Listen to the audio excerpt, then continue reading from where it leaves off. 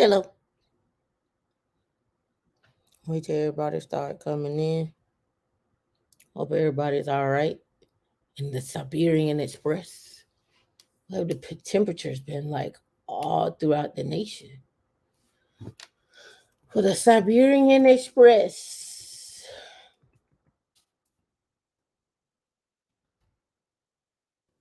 let me see. What are we looking like out there? I've been seeing numbers -11, -50, -40, -7. What's going on with folks? Let's see. Live updates. No ice. So far, I think it's been 12 deaths.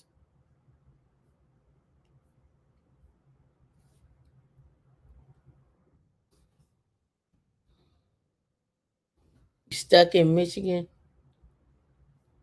Yeah, I heard y'all can't see, right? Y'all can't see on the roads, right?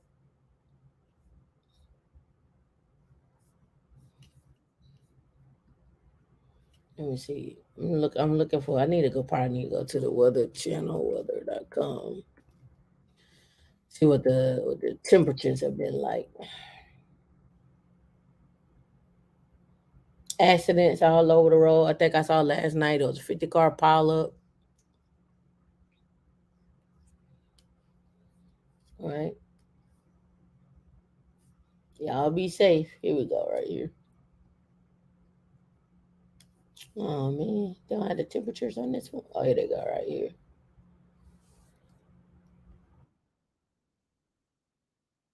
Gotta add over something. Where's this add at? Oh, and boom. All right, here we go, right here. These temperatures. See, -4. This is current 15. Is it 41 here? 39, 51, 12, 20, -6, -8, -4, 14, 7. And I'm sure them wind chills, what it feels like, and the wind chills are totally two different things. Let me see. This is as of December 24th, but it don't give me a time.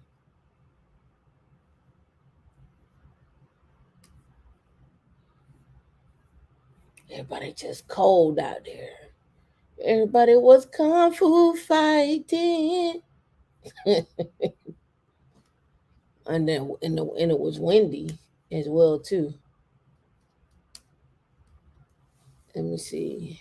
Let me go back here. Let me go back. Let me go back a few more, and then let's look at images. Y'all out here cold. Let me see. Arctic blast leaves 22 dead. Oh, that's March. That's not it. Oh, yeah, so we had it before. That's not it. That's an old one.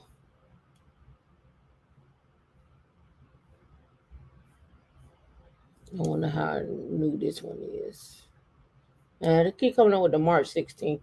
Does this happen every 7 years or something like that? Every 5 or 6, every 6 years or something? I've heard of it before. It's a guy on YouTube. It's some YouTube channels out there that cover this as well too. Let me see. Um, I forget these guys' names, but they be on here. They do like forecasting and stuff like that. Yeah, I saw it was flooding up in New York. I saw the flooding there. Did anybody go outside? Did y'all make snowmans? It's cold out here. It's only 3 degrees right now. It's good weather. Anything above zero for me is all right. I'm okay with that. I'm okay with that. 33 last night is 9. Oh, that ain't too bad. That's all right. 33, 9. That's all right. That's okay. 3 degrees. It's like I say, anything around zero and up, I'm okay with. Once we start hitting -1, -50, minus that don't make sense. I'm like, no. And it's across the nation. Look at this. I think one newscaster was mad. It had went viral. I gotta go find it. I watched the clip of it, but the newscaster was like, "Why the hell y'all send me out here?" That was his words. Why y'all send me out here? -33 last night. Better get you some lidocaine. Better get you some lidocaine. You gotta flex your knee, man. You gotta warm them knees up. You gotta warm them up. Get them ready to walk. Oh yeah, you saw Heather G. He was amazing. He's like, why the hell y'all send me out here? Other man, mad in storm. Let me see if I can find it. Was it him? Let me see.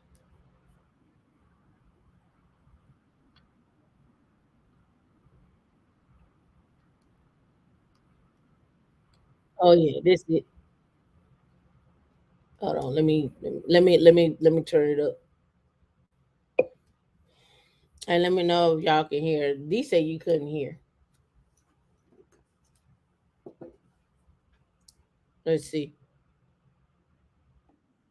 Can you hear that?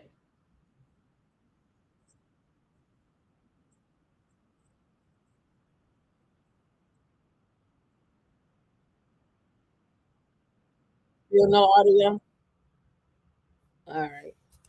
Back to acting up again, I see.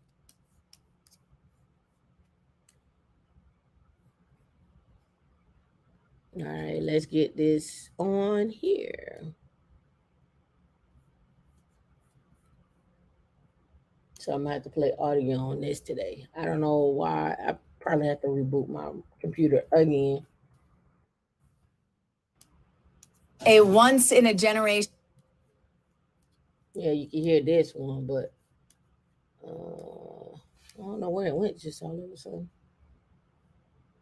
A once in a generation winter storm is keeping Americans indoors. And a local sports reporter in Iowa is keeping it real after being forced to go outdoors. Mark, how you feeling out there?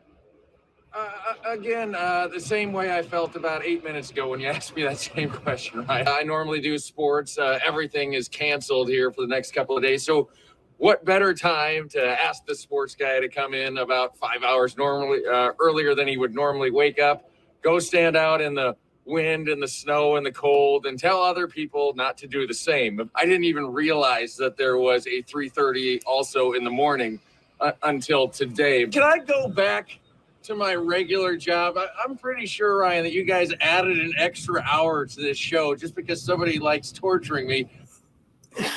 That clip of CNN affiliate KWWL reporter Mark Woodley is going viral, and Mark is with us now for my favorite segment of the day. Mark, I spent almost a decade in local news doing exactly what you were just forced to do. And I can't tell you how many times I wanted to say what you did, but didn't have the guts to. So I have to know, were you planning to say this ahead of time, or did it all just come out live? I think that's just a bit of who I am. On air, I love to give my coworkers grief. I think the fact that I didn't find out until the day before that I was working the morning show. I knew I was going to do weather on Thursday. 3:30 in the morning, he probably was like below temperatures and everything. He was like, I don't want to do this. I don't want to do this. He's like, nah, I'm good on this. This ain't where it's at. This ain't where it's at. All right, so how we want to get started today? I think we warmed up a little from here. We got some people in here now. Uh, let's see how we want to start today. Do we want to start with what's going on in the world? Do we want to start off with petty T? What we want to do? How we want to do this? Nah, D, we can't just start. We can't just give them petty T up front. We can't just give them petty T up front. I do want to do this. Yeah, I do want to talk about some stuff that well, you know, it's kind of petty, but it's not. But it's I watched this earlier this week. Um, and it goes in line with some things that I had said. Um, so I do want to start with that because I think it's going to take us a while. And then it's a bigger pocket show, but it's one of the ladies that was on the show earlier this year. She talked about how she, went from 0 doors to 38 doors, right? And then she stopped. Then she was married, and then she went through a divorce, and she went from 38 doors to 2 doors in the divorce. And I wanted to bring that up as to some things that she found out, and I hope this helps you all along the way as to why I have the t shirt, no estate, no date. Also, why I also advocate for you to protect your assets. And you need to really understand what commingling means. And also understand, you know, why I talk about this, right? And then um we'll get into our my thought process on like where invention is going for the next decade or so. When I say that, I mean like stuff like, where technology is going, what other fields people are seeing people need to be in. Uncle Sue, what's going on? Here's my EBT payment to the stream, and nothing wrong with that. We take all EBT payments, stamps, and wherever you have. So this is why I brought this up. Can you protect yourself while you're married? Yes, you have post nuptials that you can go protect yourself, but I think this is a good lesson to understand, like your 401ks, your HSAs, all the money that's earned while you're married, like what your earnings are while you're married, right? Protecting your assets beforehand, but how do you protect your assets during the marriage as well? What can you do? What your options are? This is just something I don't think we talk about it enough. I think people and just talking to people throughout the last couple of weeks, a lot of people seem to just like we exist together, we're living together, but there's no protection in that. I think the person who said it best was Dave Ramsey. When I looked at the clip, and the lady was on there talking, she's like, me and my boyfriend, he was like, so y'all live together. And he let her go on and spill out. He was like, so basically you got a roommate. He's like, we don't honor shacking. He's like, basically you got a glorified roommate. That's it.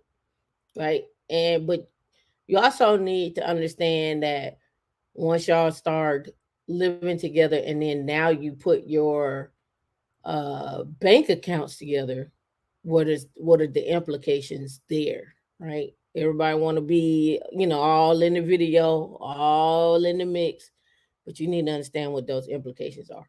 So let's look at this YouTube clip real quick. It's not real quick, it's gonna be a minute because I'm gonna do a breakdown of it. And then we'll go from there. I'll move this one out of the way so we can just have this one on screen. Our sound is up. We're now going to go over here to this one.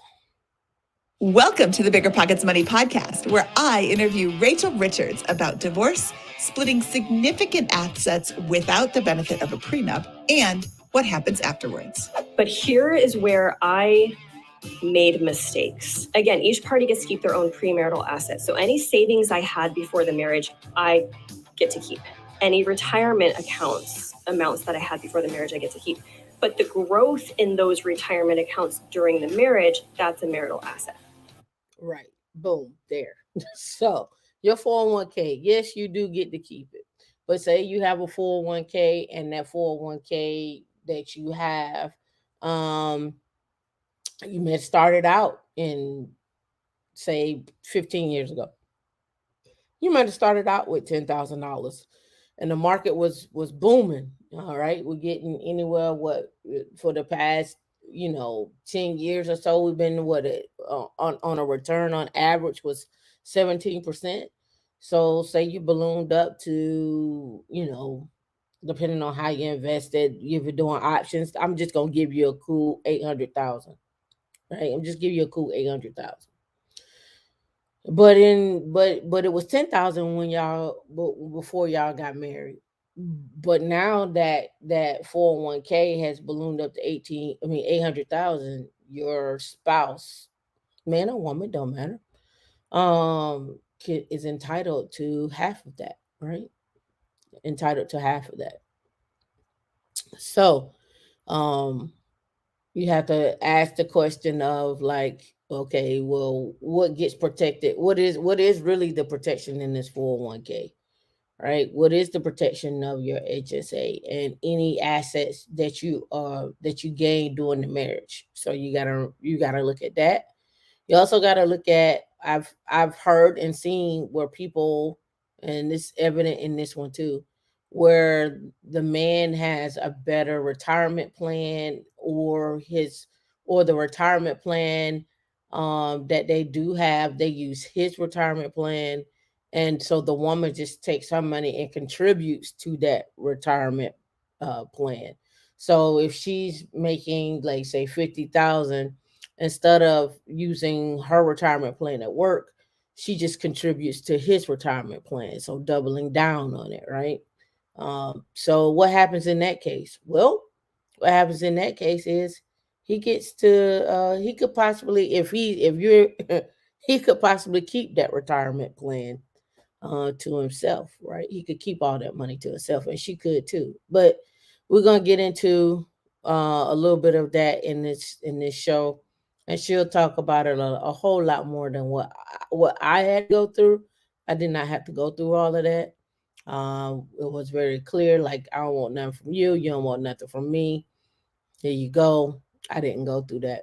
Um, and you do have to sign paperwork if you're like going through a divorce that the person won't come after half of your 401k, blah, blah, blah, blah, blah. They do have that paperwork. But everybody isn't that nice to each other. Some people are very mean to each other. But let's get into this. So, again, you don't have to listen to me. I got plenty of other articles and things that we can go over that talk about this. So you just need to, as you all are working towards marriage or in a marriage, or even just looking to live with one each other and then do a domestic partnership, you need to know what your rights are as well. So let's get into it. So first of all, mistake number one is that, and I can't even believe I'm like saying this out loud because now it seems so obvious. I combined our accounts prior to marriage. Hello, hello, hello. My name is Mindy Jensen, and I am hosting the show solo today. I am here to make financial independence less scary, less just for somebody else, to introduce you to every money story, because I truly believe financial freedom is attainable for everyone, no matter what caste you built your rental empire together. Why did you get a divorce? Yes, so this wasn't sudden or unexpected. I think the best way I can explain it is that we wanted different things out of life. And it didn't start that way. When we first met, I had this very strong vision of building a real estate portfolio and becoming financially independent and quitting our jobs and traveling the world. And my ex seemed to like that. He jumped on board. And we started out as a team working towards that. And I talked a lot about that on my Bigger Pockets real estate episode. But at some point, I think he realized that that is not what he wanted. I think he wanted to pursue his career, which is fine. I do wish he had figured that out sooner, but that's not what happened. So he sort of stepped back, and I was doing most of it on my own. I was managing the rentals. I was planning for our future. I was handling our finances and taxes and investments. I was building these passive income streams. And this became exhausting for me. And I felt that he was angry with me, that I wanted to continue to drive forward and that I had these goals. And there are many other big important reasons why we didn't work out. There were family issues.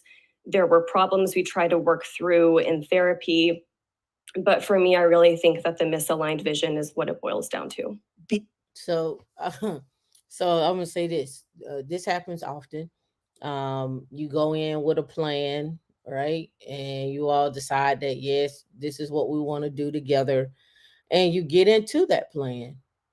And when you get into that plan, you realize that this not what I want to do. This is not what I want for me. This is I want to do something else. And it's okay to want to do something else. It's okay to want to pivot. However, when you pivot, you have to understand that, you're pivoting the plan. So you need to restructure that plan, right? And oftentimes, it's always one party that doesn't want to restructure, hence the friction. And now we're on to doing something that I didn't want to do because this is what I thought we were going to do. And it could be a number of reasons why.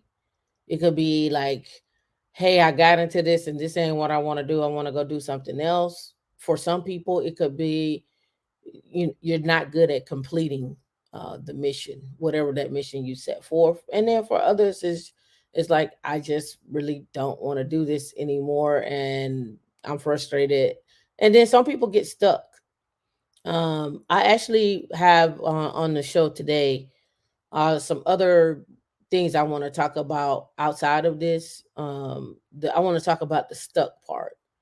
When I talk about the stuck part, I want you to realize the things that you can do as far as time management and so forth. That's what I want to bring into. All right, so let's get back into it. Morning, everybody. Morning, Natasha, Sam, Afri, Stu, D. I think there's a couple of other people I'm missing here. Heather, what's going on?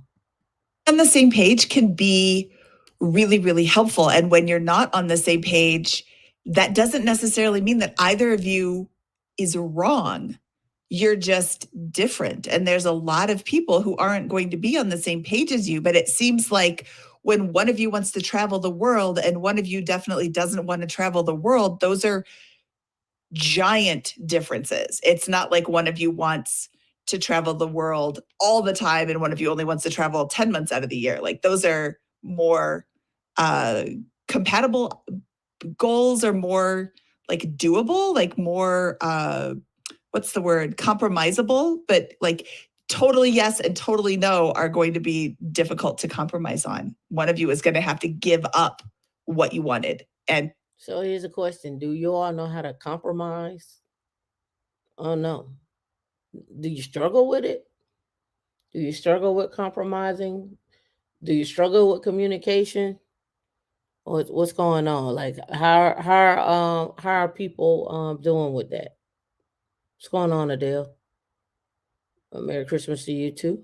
Happy holidays to everyone.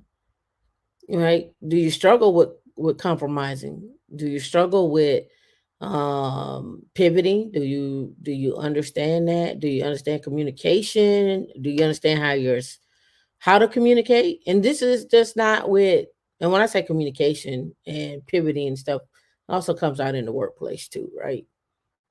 Let's get back to it.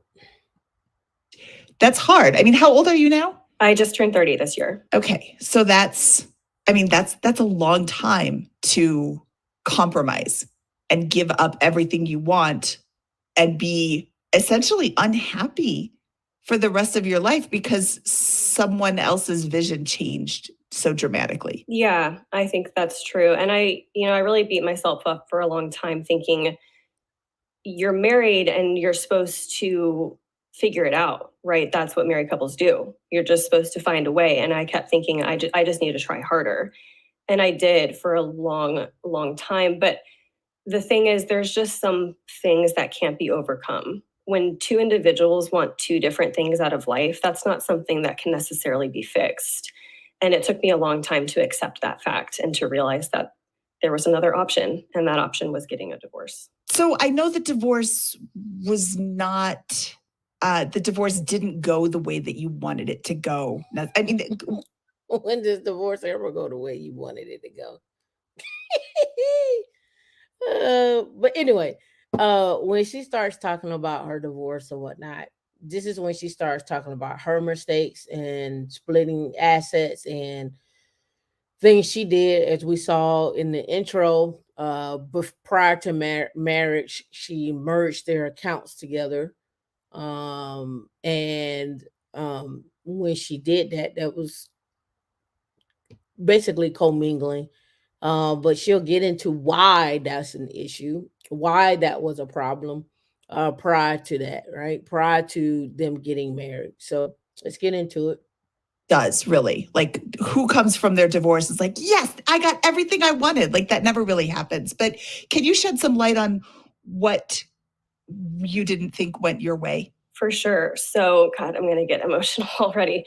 This is an emotional topic. I'm sorry. This is not like, yay. Yeah. This isn't a happy, fun topic. And that's okay, because sometimes you have to discuss not happy, fun things. I was hoping for an amicable divorce for sure. And my divorce felt the furthest from amicable that I could imagine. And that's because hurt people want to hurt people. And I felt we had these big looming problems that had been present for years, not just the things I touched on, but a lot more than that. And things really escalated the last 6 months of our marriage.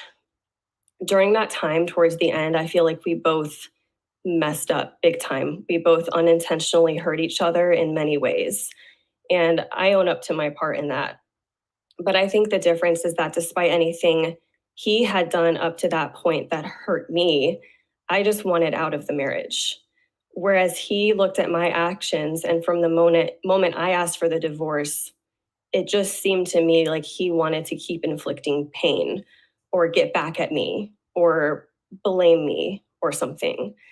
My friend's dad told me, and something I laughed about almost the whole time is, I was 29, 30 at the time. And I was like, I can relate to my friend's parents more than my friends now, because my friend's parents have been divorced. And I'm like, I'm so young. So I'm like talking to my friend's parents. But my friend's dad told me, people will always say you don't know someone until you marry them. But that's not true. You don't know someone until you divorce them. And I have found that that is very, unfortunately, accurate. So I've had to find a lot of empathy. I'm not bitter. I'm not resentful. I'm not angry. Or if I do have moments of anger, it's really because I'm hurt still. But I've had to find empathy that was his coping mechanism. It was. So now my question becomes is, after you all have like gone through a separation or whatnot, do you know how to heal? And I want to skip through some of this part because she was going through the signs of the divorce, and I don't want to hear that. I've listened to this, but you may want to listen to it too. I want to get to the part where they start splitting. So I don't want to sit here through the whole thing. So let me go through here. Let me see. Let me play that. Or if I do decide to start dating again or get into another relationship. So we've been working on that, and that's something that's, very important. Let me see. You end up breaking up later. And I think that's a very powerful statement. It's not. Yeah. It's so easy to overlook it, especially when you're in the love bubble. Yeah, let's skip that. Okay, let's go here. A real problem or not. Well, let's talk about real estate. You are known for your real estate, and you had at one point 38 doors. How was your real estate impacted by the divorce? Great question. So in our divorce, we actually only started with 5 units that we had to divide. And that's because we sold most of our units last year in 2021, and that was not divorce related. I've explained, kind of why we did that on my Instagram, so anyone can go there. But we started with 5 units this year. We had 2 single family houses in Kentucky, a duplex in Kentucky, and then a big single family sort of boarding house in Denver. So that's what we had. Now, there were 3 ways that my real estate was impacted by the divorce. Number 1, we were both under a court injunction to do many things, to not spend more than we would normally spend. We also cannot move, transfer, sell, invest any of our assets or money.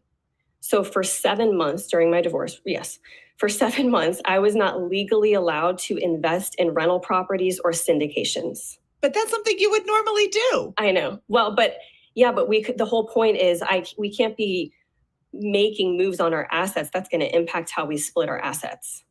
So I can't tie up our funds and do something without his, being on board, which was so annoying because I'm this big, real estate investor and coach, and I have programs, and then I'm teaching people. And in the meantime, So lesson number 1. So when you're going through your divorce and you all are trying to figure out what's happening, in terms of splitting your assets, for some of you may have kids, and there could be an injunction imposed on you where you can't pretty much move those assets around, right? So now, I know in some states you got to be separated for a year. If you got kids, you got to be separated. I think 4 years, well, 2 with the kids.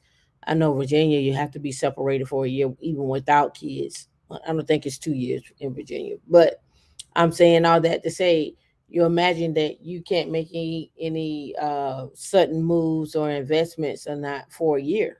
So you're just, hopefully and praying that if you got a renter in there, that they're not destroying the place, so that you could, you all can sell it or whatnot, or what have you, or get them out of there. These are just things that you all have to think about. How to move, what are your options and what are your rights. And so you're going to need to look at that based upon the state. You're going to have to get in touch with your lawyers as well too in order to do that. And put a 1 in the chat if you understand what I'm saying, because I don't know. I don't know. You're pretty quiet out there. I'm not sure if you understand what I'm talking about and what she's talking about.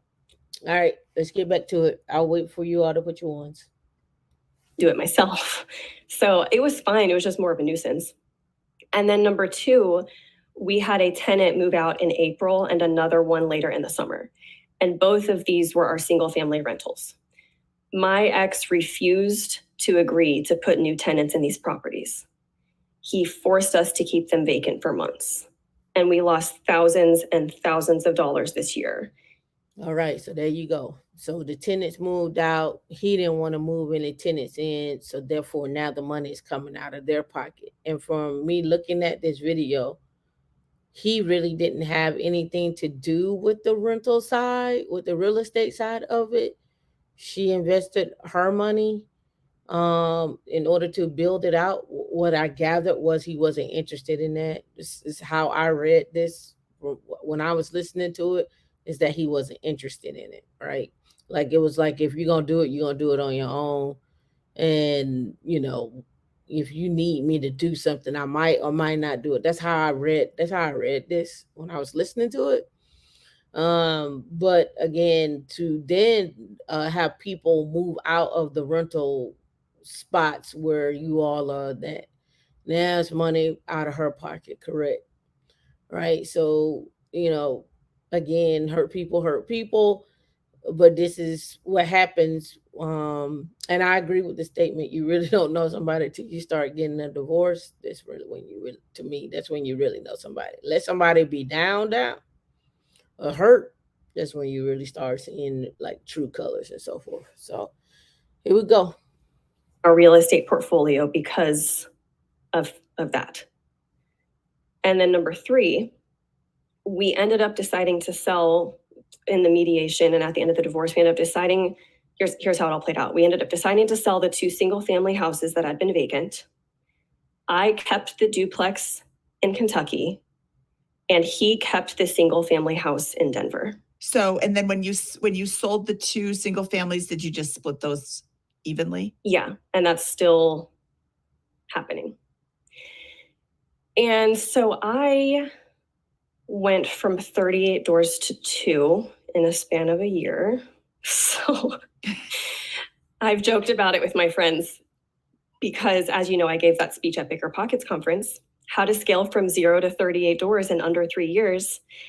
And so once this all played out and I realized how the assets were going to be divided, I texted my friend group and I was like, how to downsize from 38 doors to 2 in 1 year. Get a divorce. Follow me for more real estate investing advice. Not really. I mean, we sold most of them, but I do feel a little self-conscious because I just hope that my followers and students don't think it takes away from my credibility. I mean, I don't think it does. I still have achieved what I've achieved. I still have the knowledge and expertise and resources and network. And I do want to build my portfolio back up a little bit more next year, not to prove anything, but because I like real estate and the financial benefits and I want to have more properties. But some people will look at my trajectory and think, who are you to teach this stuff when you now only own a duplex? But that's okay. They're not my people. So I think I just mentally need to let that go. That's a really good point. No, I'm gonna skip past Wendy because Wendy can talk a lot. No offense to Wendy, but she does talk a lot. They aren't your people. If they can look at your US to say that. I agree. And that's why I don't. That's anyway. What about your business? You had Money Honey Rachel I don't look at Money Honey Rachel and think, oh, that's Rachel and her husband. I think that's Rachel only. So was that impacted by the divorce? My business was definitely impacted in multiple ways. It was impacted in terms of profit. I'm down about 60% in profit year over year. And this was one of the most stressful parts of my divorce. It was June when I got an email from my attorney. And he notified me that my ex wanted to have my business valued. Okay, so her ex wanted to have her business valued because he wanted to know how much money the business was making so that he could get that as well too. From looking at this, she started this on her own, and I think she gets into that during this segment here. She started this with her own money as well. When I say her own money, the honey money, Rachel, the investments into the real estate side, she started it on her own. But all the proceeds and everything went to the joint bank account, I'm assuming. Yep, he wants it all, Natasha. He wants it all. He wants it all. Her husband works in cybersecurity. She said he was making well over 200, so I'm assuming he's making around 250, 275, somewhere in there.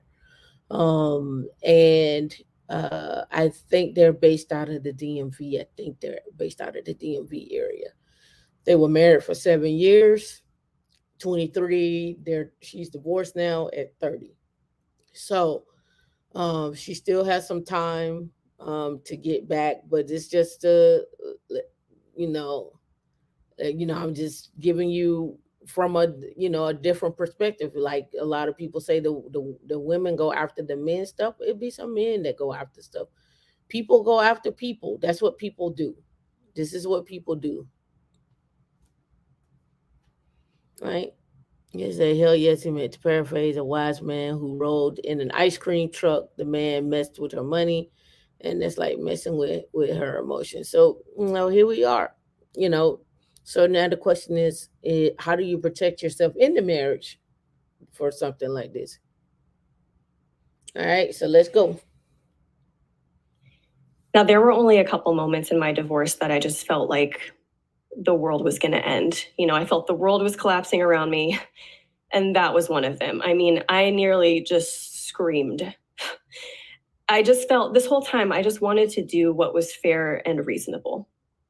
My ex-husband was making a large salary, over 200 grand at the time in cybersecurity. He had full health benefits, 401k, stock options, all these things. That was his thing. This was my business. So I figured, let's split the rentals, let's split all of our investments and money 50-50, and that's that. So when he chose to come after my business, I was shocked. He didn't have anything to do with it. All right. Adele, you said she was married and thought she would never be divorced. Knowledge has nothing to do with it. Knowledge has everything to do with it. Knowledge has everything to do with it. And this is what I often see is like men and women both. Everybody goes in with a purpose and a plan and want to be the love and we're going to do it and we do. And that's what we're going to do. But the problem comes in when it starts to have the problem, when you really get a chance to see, that I don't want to say that evil side, but it's not even the evil side. It's just that unknown factor. I think everybody has an unknown side that you never see, that you're like, oh wow, you like, oh no, really, you like this for real, for real. Like, I didn't think that you would do that to me. I didn't think you would be that way with me, but it people do it. And so the knowledge here is uh again, the like she said, the four mistakes that cost you everything in a divorce. Like the mistakes were commingling the money, right? Having the bank account, her investing uh whatever profit she has into his 401k, and he didn't have to share his 401k. Like the other week we looked at the woman been married to the man for 29 years and he don't have her name on the deed, and they've been married for 29 years. So it is knowledge of what can be done to you and what you can do to protect yourself while you're in that marriage is important, right? Yeah, Wendy Williams, she was blind. She was leading with love. I love him. He's my manager, this, that, and other. And when it came down to it, he knew every bit of money that she had, right? And then he took that very same money and went and spent it on the next chick, bought the next chick a house and a car with that same money that he said he was entitled to because he was the manager. But who knows, right? What he was really entitled to. Was there a contract between her and him? Did she just like blindly manage? Did he have like a setup or an account where money was being deposited into, and then he went from there? Right. So these are just things that you don't, no one wants to go through a divorce. Let's be clear. No one gets married and be like, one day I'm gonna get a divorce. Like that's no one leads with that as far as like I love a person and I want to spend the rest of my life with a person. No one leads and gets up and says, hey, we're gonna get married only to get divorced. No one leads with that, right? No, I don't know any man or woman that's ever led with that. Like, I'm gonna get married and one day we're gonna get divorced. I don't know nobody like that, right? But when it comes down to it, uh, Wendy Williams, hopefully she protected her assets enough, but from the sounds of it, like even the men in her family, I'm including her son in that because he just lost that $2 million condo. The ex-husband lost his stuff, and he about to be on the street. At that point, as grown people, I don't understand why grown people don't have finances or means to keep up with the basics of life. That's men and women. I don't get that. I don't understand how you don't have the basics, like how you don't have the basics of like food, shelter, and water.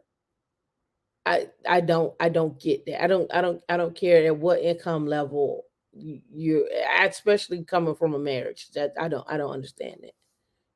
The basics. I think every man, every woman should be putting up for the basics of their life. That's just me. Um, Tammy, you said this is enlightening because once you hit a certain age, you don't have time to start all over. No, you don't. No, you don't have time to start all over. Sam said the lead attorney has helped me understand that what are the true possibilities in marriage, good, bad, and indifferent? Yeah, it could be a number of things, right? It could be a number of things. Sam, you said marital assets are marital assets regardless of the involvement and the technicality. That's right.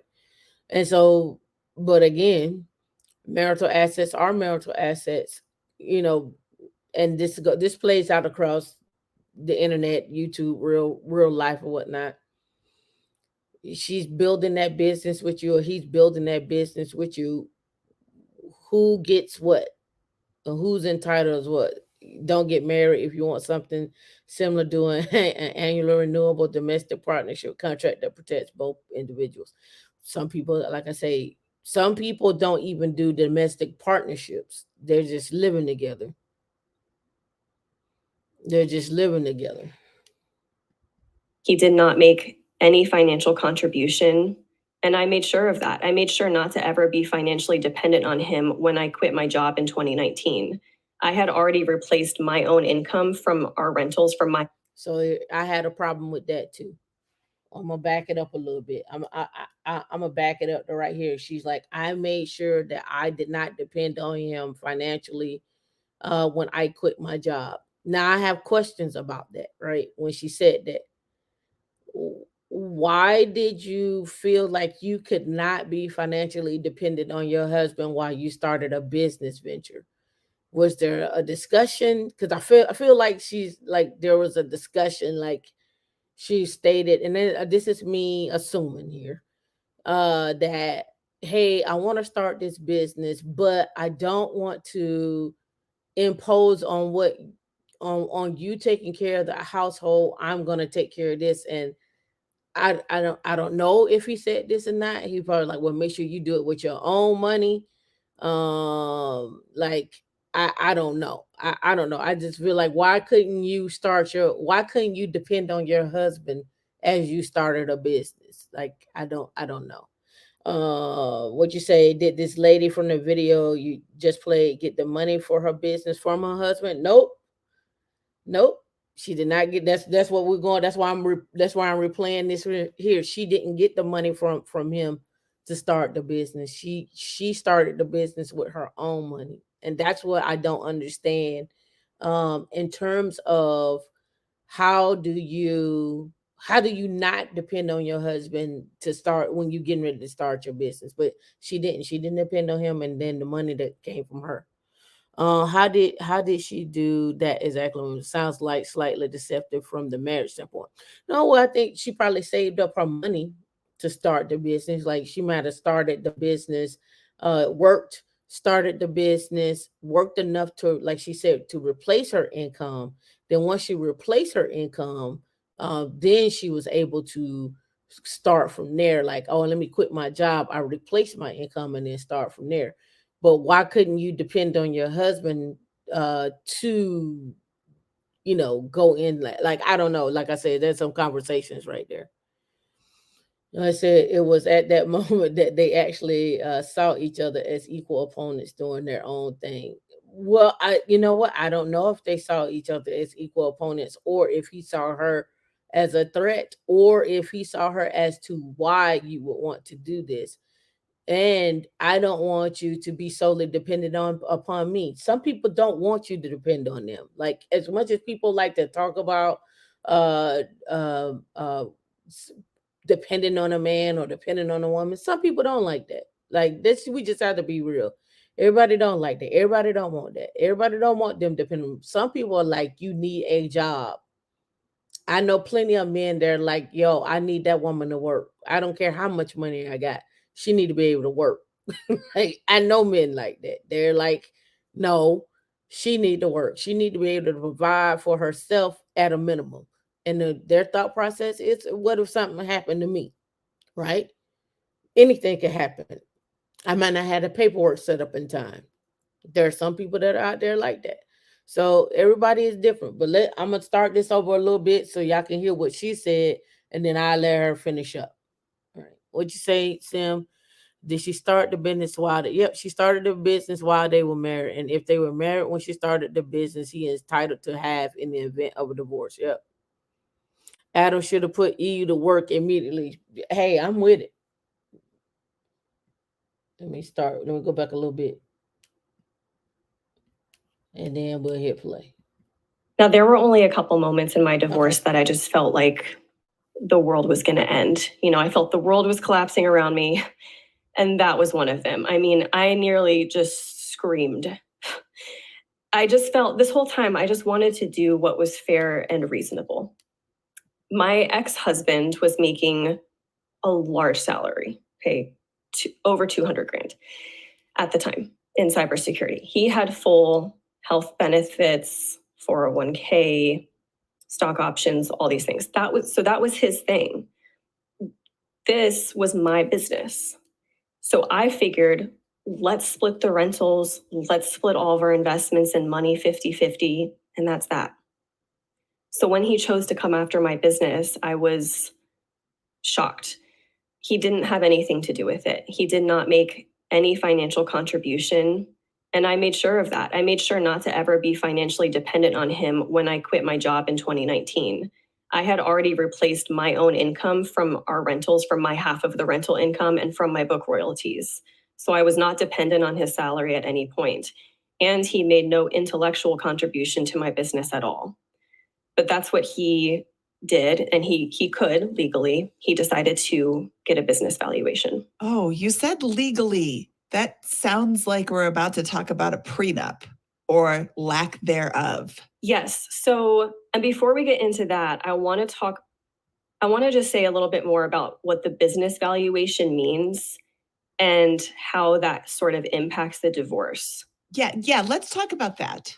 Okay. So when we have to divide our assets, just so everyone's aware of what that really means. So if anyone's listening and you own a business, whether it's a rental property business, a side hustle, you're an author, like any kind of business, when we have to divide our assets, we have to agree on a value for everything.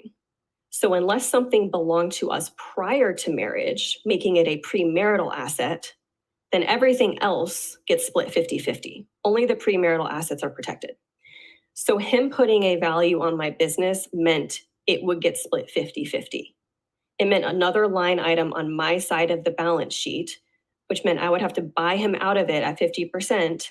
And so he would get to offset it with more. He would get to maybe walk away with another rental property because of that, or another syndication, or way more cash. So that's how it works. I was so scared about my business valuation. I lived in fear for months and months what it would come back as. So let me just say this one more time. Legally, my ex was entitled to 50% of my business because we were married, period. There is nothing I could do about it. And I remember telling some of my close friends about this, and I remember telling you about this, Mindy, at one point, and you were so angry for me. And you were like, how is that possible? Can't something be done? And I was like, no, nothing can be done. And I was like, that's when I said, the only thing that could have been done is if I had a prenup. And so All right. So this is what I want to bring up here. When she created the business, this goes back to what I said before. When she created the business, she didn't depend on him. When she started the business, she started it with her own money, but they were still married. So regardless of the fact, even in the divorce, he was still gonna get half. So she could have worked this and made millions off of this and did it all by herself. It wouldn't have mattered because it is something that was created during the marriage. And he is entitled, or she is entitled, to half of whatever that is during the marriage. It says, why would you do anything about it if you were married? It was nothing she could do about it. I mean, in her mind, she was probably thinking like, "Oh, I made this business. I created it on my own. This is my thing. I didn't depend on him. Now we're getting ready to get divorced. You know, he already has one of the rentals. He has a high salary. He's good. We don't have any kids, so surely he won't come after my business because he know that's how I live. He know that's my bread and butter, right?"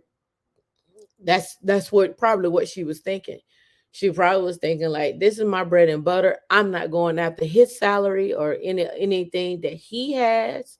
I just want us to split. We can split our assets. I can keep my business. You don't have to pay me any alimony. I don't want anything from you. You go your way and I'll go my way. And he was like, hold up, wait, let me get them. Let me get a couple of assets. Let me get half of that business.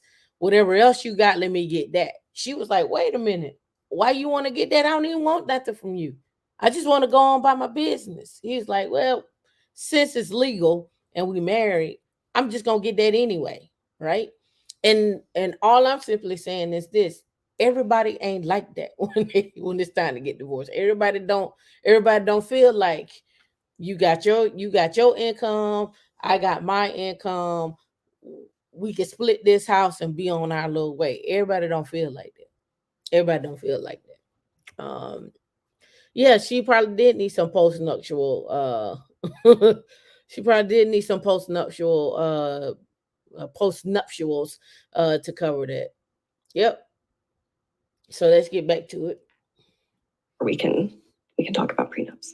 Okay, before we talk about the prenup, let's talk about the business valuation. Now, this sounds like a legal process, or there's a formal procedure for getting this done. You give your financials and your business information to a third party and they've evaluated it. You can't just say, hey, it's worth $1. Right. Yeah, we had to. So, Bob, you said she wants to split the assets 50-50, but did she put 50-50 into acquiring them and then complains when the husband go after them? No, that's what she did. She got them all on her own. That's the issue here.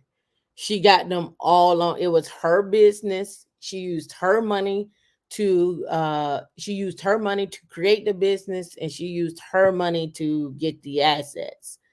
And because they were married, she's like, we're married, so you can have, part of these assets. What she should have had said was, let me get some post nuptials so I can protect whatever assets that she wanted to protect out of that. But she didn't. She didn't. And they had sold most of their assets prior to this divorce. I think they went from 38 down to 5. And then the divorce, he ended up keeping, they sold 2 of the single family homes. He kept the house in Denver, and she kept a duplex. Right. You said, would Mindy have the same energy if it was business started? Yeah, she does. She got the same energy. She got the same energy. You gotta go look at somewhere. She got the same energy. All right. So let's get back to it. I knew this was going to be a divide. For me, it's not necessarily about the divide. That I want you to get. What I want you to get is whatever business that you all create during your marriage. If you get a divorce, that person is entitled to it, regardless of if you put your money into it or if you all put your money into it. That person is still gets part of that. So what she didn't do was protect herself in the marriage, because in her mind, we are married. In his mind, we are married. But in a divorce, it's we not married. So I want that money. Whatever you got going on over there, I want that. Whatever he has going over there, I want that. That's how some people are. Some people are like, I don't want nothing. Keep it. I'm gonna go about my business, and you going about yours. But that ain't not everybody is like that. And then so the shoe could be on the other foot, right? It could be him getting the divorce. She would be entitled to half. It could be in this case, it's her getting the divorce. Well, he is entitled to half, and he gets it, right? He gets it, right? So that's just what it is. Hey, Peter Investor, how you doing? That's right. She didn't quit her job until the business income replaced the income. So she traded the job for the business, correct? Right? Yep. Mark Zuckerberg made sure that Facebook IPO happened one day before he was married. But here's the kicker about that. Even though he made sure the Facebook IPO happened before he got married, all the other businesses that he acquired while they were married, and the valuation of that company, she's entitled to, unless he has post nuptials, and they're in California. So that's a whole other different world. So even with Mark Zuckerberg, he's got to make sure that that's even taken care of, right? He's got, and you see the whole thing with Tia and her ex-husband. Well, he's contesting the prenup because the prenup was ironclad, and he was like, "Oh, wait a minute, I ain't gonna get nothing. I ain't getting nothing. Hold on, you got to look at did she hinder him from being successful? Did she hinder him from making money? Did she hinder him from acquiring assets? Did she hinder him in his life? And that's another important piece when we start talking about marriage as well too. So I'm just throwing these things out here so that you all can be very conscious and aware about these things. Conscious and aware. All right, let's get back to it. Hire a joint expert, somebody that we both agreed on. And this is normally a CPA, somebody that has done business valuations before. So that is who we hired to do it. It was a very frustrating and long and tedious and expensive process that cost us somewhere between $5,000 and $10,000. And yes, it was expensive. And I'm obviously hoping that the business valuation is going to be low because, again, I'm going to have to buy him out at 50%. So I got the valuation back on October 7th, 10 days before our mediation. And the valuation was actually lower than I thought it would be. It was so low that I cried happy tears. And I remember thinking, I have cried every day for 6 months, and I'm actually crying happy tears right now. And I think I was crying and laughing like a crazy person because it was just so ridiculous and absurd that we'd spent all this money on this business valuation for what? It just felt so pointless. So with the business valuation, that's an official thing. So when it comes in low, obviously you're happy, and can he protest it, or is that just, oh, I guess it's worth $1 now? He could protest it. He could have had an individual expert, his own expert CPA, have a rebuttal report, but we didn't have enough time to do that before the mediation. And I could have done the same thing. I actually did have a rebuttal expert hired that he didn't know, but I had someone prepared and hired and ready to take that report and just rip it to shreds in case it came in really high. So I was prepared to have somebody come in and say, actually, no, it's worth way lower, but I didn't need that person to do that. Okay. So was it? No, that's the petty in her. We have a petty moment. She was like, if it came in at $2 million, you gonna rip that up and make it $1 million. I'm not finna do all of that. That's petty. I know y'all men out there like, nah, see, this is what I'm saying. This is what I'm talking about. This is what I'm saying. Trust me, if the shoe was on the other foot and your company came back at $2 million, you all will be like, nah, son, make it come back at $1 million. Nah, go hire somebody else. We need to expedite this.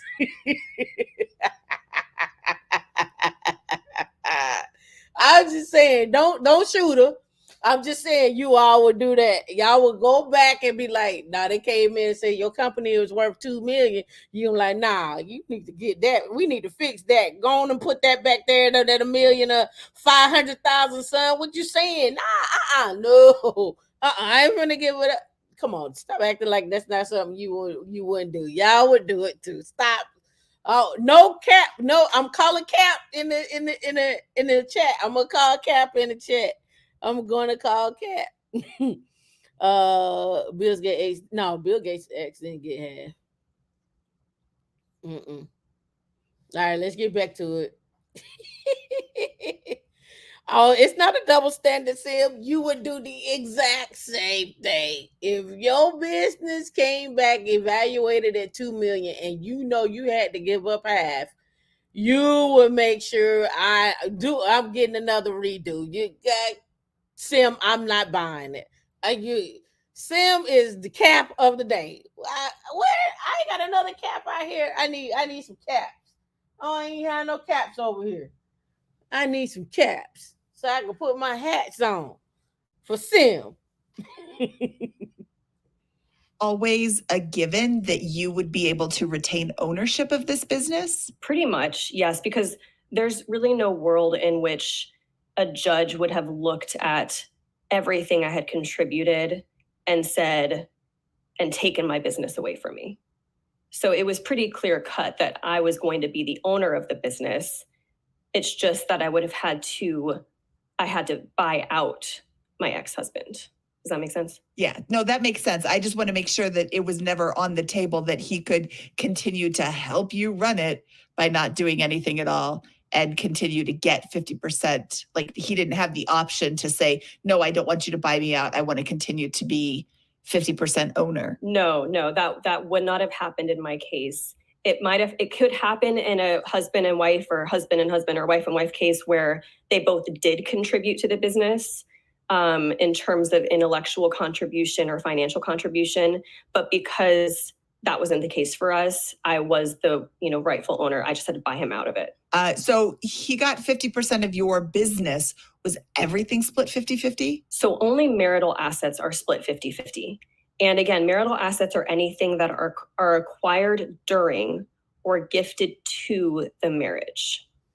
So anything that either of us had before the marriage that we brought into the marriage. Okay, I want to stop right there. She said anything that is acquired to or gifted to. So baby boomers are leaving. You are married as husband and wife. So your dad decides to give you the family house or give you the actual farm or a piece of land. If you decide to get divorced, she could get part of that, unless you all take that and put that into some type of trust prior to it being gifted to you for protection. And it's the same thing for the women.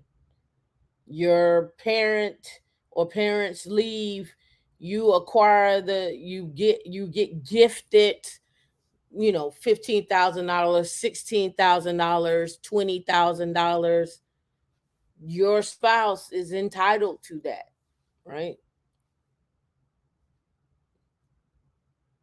So I'm just putting things out there to put it on your mind to let you know how to protect yourself. Let's see. Yeah, Elon is not gonna marry any of his baby mamas, but he may he may get he probably has some type of NDA set up.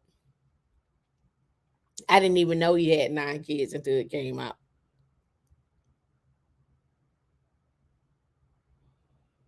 Yes, put it in the trust. No prenup, no nuptials. I told you, no estate, no date. This is why 5% should be given to a third party, i.e., children or someone else. Right. So this is one of those things, right? That you all have to look out for. This is not just about just a divorce. These are just understanding what your options are out there, right? These are just understanding what your options are. That was protected. But here is where I made mistakes. I made a lot of mistakes, and we're going to talk about many of these mistakes. Again, each party gets to keep their own premarital assets. So any savings I had before the marriage, I get to keep. Any retirement amounts that I had before the marriage, I get to keep. But the growth in those retirement accounts during the marriage, that's a marital asset.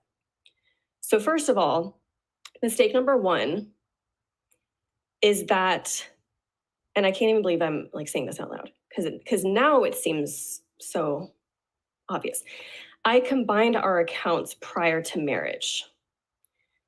And I feel so stupid ever doing that because I did not understand the repercussions at the time of doing that. I didn't have any doubt in my mind at the time that we weren't going to work out, right? Because who has a doubt in their mind when you marry somebody that you're going to be the 50%?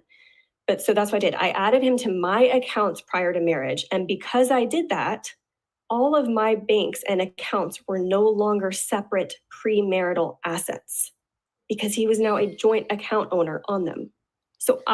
All right. So adding him to or her to your accounts prior to marriage, right? Again, he has access to them. Did he add her to his accounts? Absolutely not. He sure did not. So we're gonna continue this. Talking about city boys up. City boy with it. City boy with it. I hear you. Let's go. I'm laughing because again, it doesn't like these are things like, okay, let me give you this right here, right? The whole shacking thing, this is Tamika talking. This is not a reflection of women in Linux. It's not a reflection of D. I just don't believe in the whole shacking thing because of things like this. Like I don't it don't make sense for me to pretend either we in it or we not. And I don't want to play like we in it. Like if we're gonna get some paperwork done, let's get some paperwork done. But I'm not a fan of the whole shacking thing. And I'm just not. It just doesn't make sense to me. That's just Tamika's own personal views, right? Um, and the other part is I'm not putting you on my account. I'm just not. I'm not putting you on my account. There are other reasons why I wouldn't put somebody on my account due to job related reasons. I wouldn't put you on my account. But again, I just wouldn't put you on my account. It's just not what I would do. We're gonna get back to it though. You all feel free to do what you want to do out there, but that's just not me. So let's go back to it. So she put him on the account prior to marriage. He did not put her on his, but you'll get into it. You'll get to it when she talk about it. Let's go. Took away my own premarital assets. And it wasn't much. It wasn't much. Thank goodness for that. But still, I took away my own premarital assets. And then he didn't add me to his one investment account. So he had his protected premarital investment account, but I took that away for myself. So that's awful. So that's mistake number one. Another mistake is this. Because we were a team and I saw us as a team, right? When you're married, that's the healthy mindset to have. So there's nothing wrong with that. But what I did is that I didn't think it mattered whose retirement accounts we contributed to. You know, I figured it's all gonna end up at the same pot at the end of the day. We're all gonna with. All right. Well, we're gonna finish that. So I'm gonna answer these questions. Yes, she was sold out on love. Yes, she commingled accounts. Before they got married, she commingled their accounts. So whatever she had in there, whatever he had in there, he had access to. So she took away her premarital assets. So had she left that account and she started that business with one of the well, I'm not gonna say started the business with one of the accounts. But if she had put some money into the account, and you know how you have a separate account, you got business, and then you pay yourself out of that account, he might not have would have gotten that. He would have just gotten the account with in which the business was out of, but not the account where she was paying herself out of. But because he was on that account as well too, she probably did have an account in which she paid herself and he was on it. So he got access to it from the business side and he got access to it from the personal side, right? So that's all legally binding in the marriage. How long were they married? They were married 7 years. They were married 7 years. But he changed his mind. This is the thing. People change their mind every day. People change their mind every day. No estate, no date. You got that right. And if he was military, she would be entitled to his retirement if she was his first wife. There is a length of time. She would have to be married 10 years. But even that can be contested. Coda Evelyn, even that can be contested. Right? So let's get back into it. All from who's it doesn't matter whose. So why did it matter? And again, I can't believe how naive I was. So for years, and this was both before and during the marriage, for years, we were maxing out his retirement accounts, his HSA accounts, and not mine. And that's something I did. It's not like he was doing that or controlling that. It's something I did. And now his retirements were already a little bit larger than mine when we met because of our age gap, but not significantly. But at the time of our divorce, he walked away with 250 grand in tax advantage retirement accounts. And I had only $53,000 in mine. All right, so let's talk about how they got there. How did they get there? She wasn't maxing out her retirement account. She was maxing out his retirement account and his HSA account. But why did she do that? Well, one, he was working, and so he probably got a match on his 401k. And then because they were married and he had an HSA, he could put more into an HSA account. So $7,300 he could put into it if you're married. So she probably was taking whatever money she made off of it, and then off the business, and then said, hey, let's make this money do some more work. I'm going to put my money, or our money, if you want to look at it that way, because they was in their account, and put it into this HSA. Let's put it into this 401k, and then whatever else they were invested in as far as an investment product, right? So with that said, that's how he got, he was already up there, and then he got up to the 250. In the HSA, he probably had, at that point, he probably had that money doing some work as well too. So that money was working as well too, because I think you have to have, I know for mine, it's a minimum of 2,000 on the investment, and then you put in after that, and then whatever you put in after that, it'll start working in the market. So now it's working in the market. You said, I thought the rule, I thought, yep. No, she don't get half of the 401k. The 401k is not commingled. No, the 401k is not commingled. I thought the rule was give yourself oxygen and then help your partner. Same should apply for finance. It don't really work like that. And say 250k. Yeah, it was time for him to graduate from this marriage, like Tia. Hey, again, when contributing to 401ks, you may be a beneficiary, but you're not the sole person on that asset. However, in a divorce, you could go after that, um if you add that person, but you have to believe the person has to be added. I know for me, when I was going through my divorce, they gave me paperwork and said, hey, make sure your ex signs this, saying that he is not going to come after your 401k. Make sure you don't add him. That was what they told me, right? All right, let's go.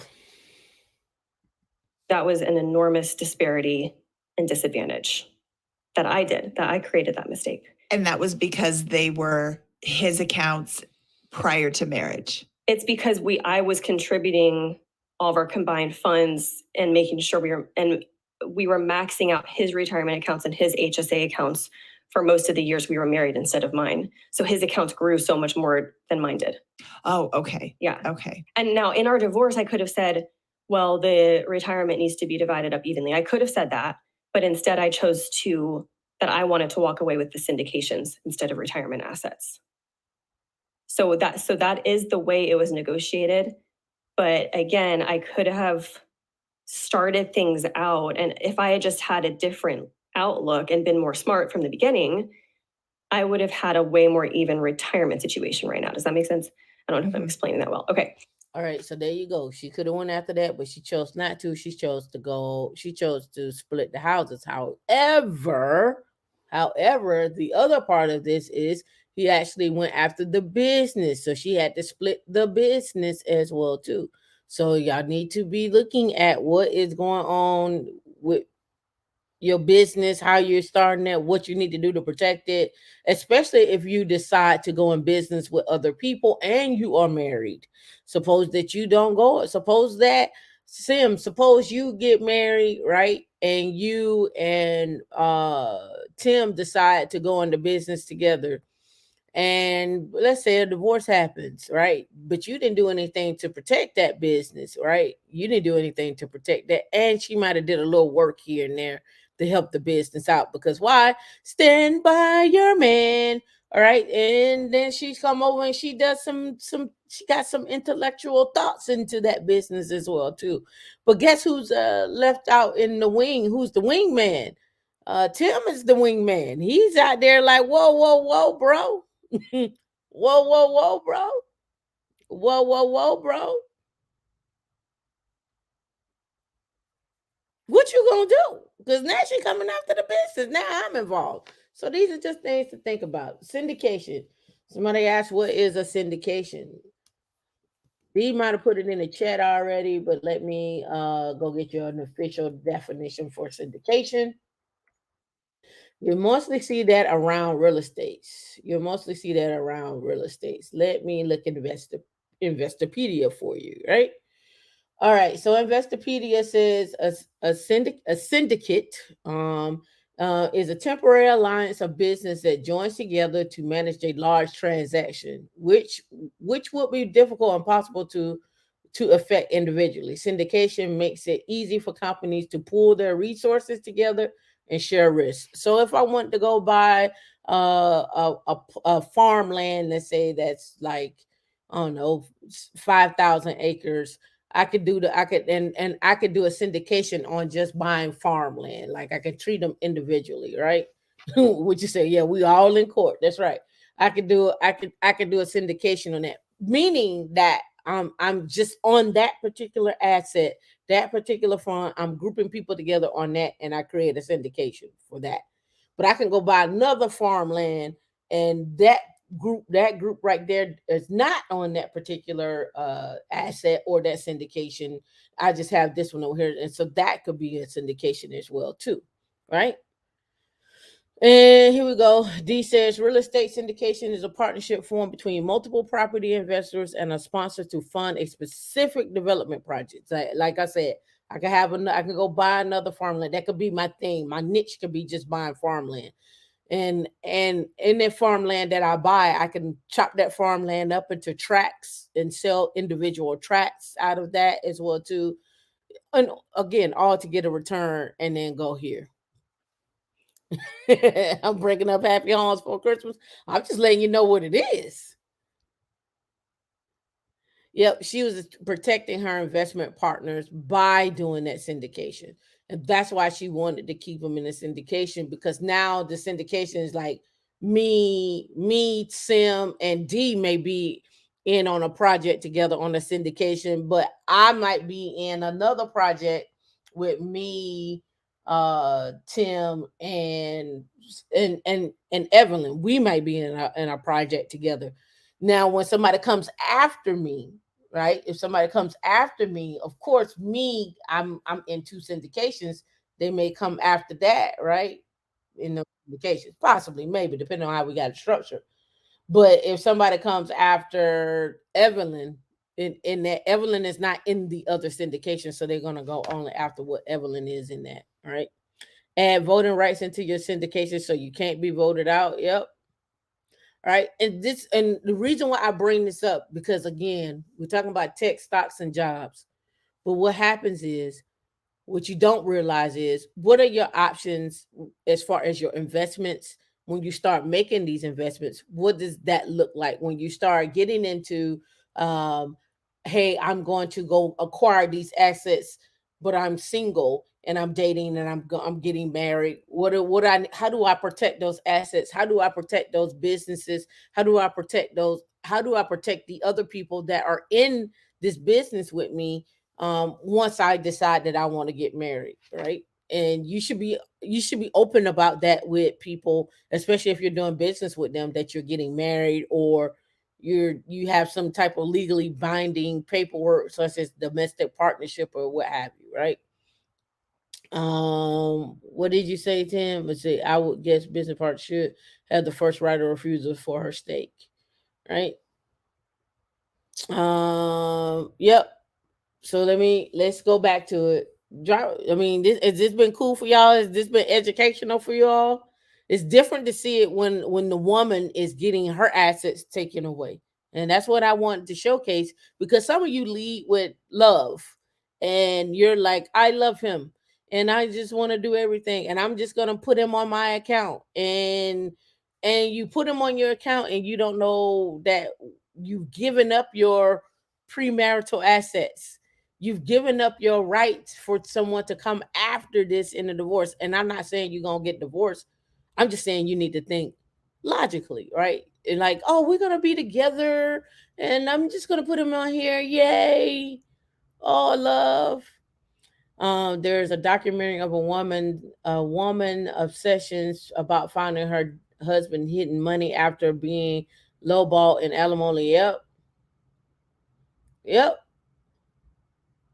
How women alleged TLA and Judge Joe before marriage. Hey, I'm trying to tell you. I'm just giving you what these things look like, and I got plenty more of these, as well. And also, we're gonna like I said, we're gonna get into like being stuck and doing time and managing your time, not doing time, but managing your time.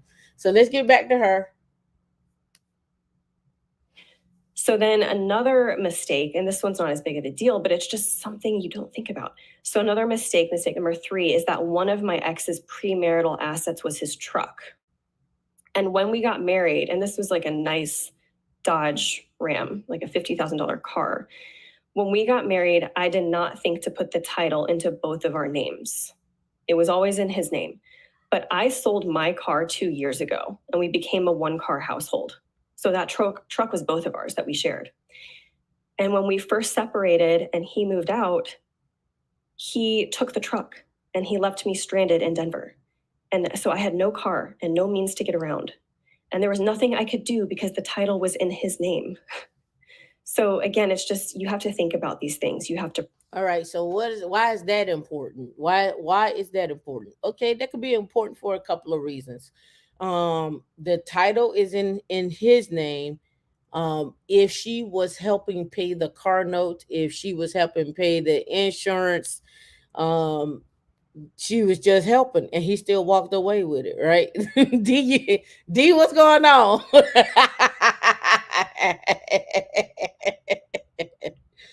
D, what's going on? Here's the other thing that gets sold to you all on the internet that I see very, very often. When y'all get married, don't put the house in both of your names. Put the house in his name. That way you'll free up another person, so that y'all can go buy another house or another asset, right? So we already seen this before, right? If your name is not on the deed, but you're on the loan, you're doing nothing but paying rent. That's all you are. You are officially made yourself a renter. That's it. You just put yourself on there to be a renter, because the person, we saw this last week, that is on the deed is the person that's going to keep the asset. So now let's think about it. You decide y'all want to get married. It's 2 people that's going to get married. One person decides that we just going to put one person on the deed so we can keep this other person free, so we can go buy these other assets instead of having 2 people. But now, bad Pat. Now, that person later on down the line, y'all didn't go back and change anything about the deed. Y'all decided now that y'all don't want to be married anymore. But guess what? You have been contributing to that first house and that second house. But guess what? If your name ain't on this first house deed, baby, you gotta go. If your name ain't on that second house deed, baby, you gotta go. That's just it. Baby, you gotta go. So you gotta understand what the implications are, like not being on the deed. You need to understand what that means. Same thing here. She is not on that car. She is not on that car. She might have been helping pay for that too. And not only that, she sold her car. So she has nothing. So now she got to figure out, number one, she can't go buy anything. Remember, at this point, she can't go buy anything that's going to affect her credit or their assets, because they're still going through a divorce. So she don't have no car and can't go get one. She can't go get one. Number 2, going through this divorce as well too. Remember that them houses that she had that set empty, so they lost thousands on those houses too. So she don't have any income coming in, and on top of that, she's probably behind on payments, right? And let's even add to that, now it's starting to affect her credit, because guess what? The payments are behind. So it's a lot of layers to this divorce this that she hasn't mentioned. I just know the fact that if you behind on on a house, I mean, come on, like you think they ain't gonna go on your credit? She behind on a couple of houses, right? So there's layers to this. There's layers to this,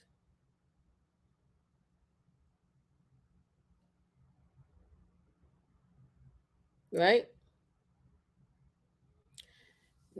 No, the husband didn't want to rent out the house while they were married.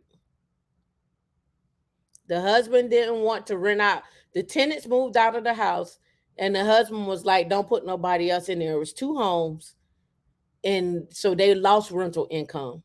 Well, let me say it. She lost rental income because the houses were more than likely in her name. It wasn't in his name. He didn't want. From the sounds of it, he didn't want nothing to do with that business. He didn't want nothing to do with that business.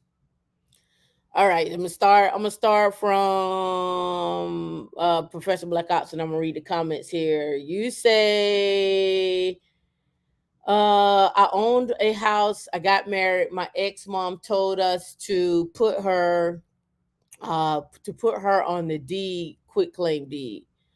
Natasha, damn, no ride in Colorado, no ride in Colorado, right? Robert, one, get her to put me on all her financial accounts before marriage. Two, get only my name on the deed. Three, get only my name on the car title. If that's how you gonna roll, is that's what city boys are doing? Okay, well watch out, ladies. The city boys are taking notes. I hope y'all taking notes too. City girls, city boys, older women, mature ladies and gents, whatever the case, whatever you want to call yourself. I hope y'all taking notes. I hope y'all taking notes. Right? All right. He wanted that check from the business though. Right? And all I'm trying to show you is everybody makes mistakes, men and women. She gave up her premarital rights when she added him to the account. I don't know why anybody would have anybody to the account prior to marriage. I don't know why y'all do that in the first place. I don't need none. Nah, I'm good. I'm good. We ain't doing that. Nah. Right? Number two, she started the business on her own, but yet and still starting the business on her own and using her own money. He is still entitled to the growth of that business. He is still entitled to whatever happens in that business. No rental, no rental, no twinkle. Right, right. He's still entitled to that. Number three, because she say 4 mistakes. I got 10. Write in the chat what those mistakes are. Right in the chat. I got 10 mistakes. I got 10 mistakes. You all tell me I got 10. I got 10 mistakes she made. She say 4. I got 10. She say 4. I got 10. She contributed to his 401k. She was messing out his 401k, his HSA, because they were married. Right? Her name wasn't on the car title for that Ram. She gave up her car. The rental income stopped coming in. Right? Right? So y'all write in the chat what those mistakes were. Let's get back to it. Protect yourself. That's some of the mistakes with the way the marital assets were split and the way that things played out. Wow. Yeah, that's not something that you would think about because it's a truck. What do you think about? Yeah. You don't think about it until it's too late. Exactly. Oh.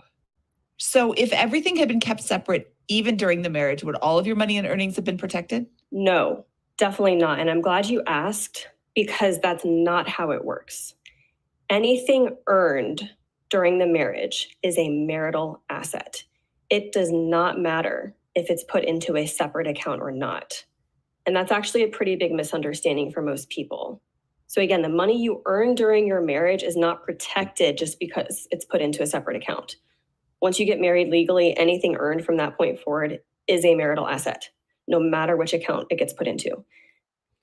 So, Tim, you said, why should they stop their rental income? That doesn't make sense. You tell him that he stopped the rental. He didn't want nobody else coming in there.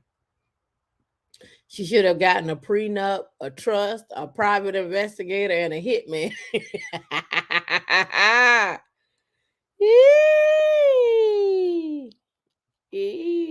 I told you this was gonna be petty. This ain't petty tea. I'm just giving you. It's kind of petty, but again, and also the other part is the evaluation of the company as well.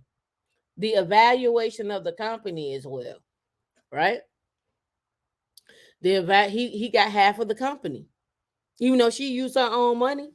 He got half, right? It's not petty, Natasha. The only thing that can protect you is a prenup. Which I'm assuming you didn't have. No, my biggest I don't have one either. regret. Well, I think you're doing well. I've seen you and Carl, and you both are just the loveliest couple. I was so offended when he brought up the topic. I was like, if you bring this up again, we're not getting married. And because I thought that it was a plan for a divorce. And it wasn't until episode 301 of this podcast where we interviewed Aaron Thomas that my thoughts on prenups changed. It's such a great episode. If you are thinking about getting married, if you're listening to this and thinking about getting married, listen to that episode. It is not a plan for divorce. It is a plan for how your marriage is going to work. And he gives some really great tips. He's got a book coming out about all of those tips, but he's not on this show today. I just want to make sure everybody listens to that episode. What was your stance on prenups? Now, I looked at that episode on prenups, and I've looked at several different prenups and so forth, episodes about prenups. We're going to have to do another stream on that about prenups, post-nuptials. We're going to have to do an episode about creating businesses as well, too. Please go back to what Mindy was saying. Please, I am. We're going to have to do episodes on that, right? We're going to have to do episodes on that, right? So let's continue with old Mindy. Before you got married? Well, clearly I didn't think it was necessary. Who needs one? We're in love. We're in love. We're going to be the ones that work out. We're special. And at the time we were engaged, neither of us had substantial assets, and our net worth was not significantly different. So I didn't think it mattered. I did not think it was relevant. I did think about it. I just didn't think it was relevant. But first of all, that was just the case when we got engaged. By the time we got married, we had invested in rentals together. Our wealth had significantly changed, and I failed to ever reconsider the prenup situation. So that's on me. That's my bad. We had combined our accounts. So I don't know why it didn't cross my mind again to reconsider a prenup at that point. Secondly, this is really the more important thing. You don't know what businesses you're going to start, what book you're going to write. And except I had already written my first book by then, but it didn't cross my mind. You don't know if you're going to start a real estate empire during your marriage, and that is what a prenup can protect. If I had a prenup that said any books I write or any business I start related to that is mine and mine alone, we would not have been in this mess. And there is literally so much pain and stress and anxiety that we would have avoided had we had a prenup. And that is the biggest mistake, the absolute biggest mistake I made. And now I firmly believe that everyone should have one. Why do you say that everyone should have a prenup? Because we have to look at this unemotionally for a second. Pure logic and mathematics here, okay? Which I know isn't nice, but 50% of marriages end. And I'm not saying that from a bitter perspective. I'm saying that because those are the statistics. So let's just be realistic. And I never thought I would be in that 50%. None of us do, never in a million years. But this is purely risk management. Okay, think of it as risk management. She start talking about it like a business then. Let's talk about risk management. And all I'm saying to you is this. D'Anthony, you are correct. How you doing, D'Anthony? If you are who I think you are, how are you? Long time no hear. Prenuptials, postnuptials, wills, trust, life insurance need to be normalized as discussion topics in dating, relationships, and marriages. Absolutely. Absolutely. Absolutely. Again, you don't know, I don't know how I'm gonna be come next Wednesday. I don't know how I'm gonna be feeling come next Wednesday. I don't know. Right? And people are like, oh no, people don't change like that overnight. Some people do, some people don't. Some people been having harboring feelings for a while. And then when you get into it, they're like, oh yeah, yeah, I ain't about to do this no more. I'm over it. It's been plenty, you're seeing plenty of people uh uh say they going to the store and don't come back home. Or say that, hey, I'm going on a business trip and never come back. It's been plenty of those. Plenty of those. Right?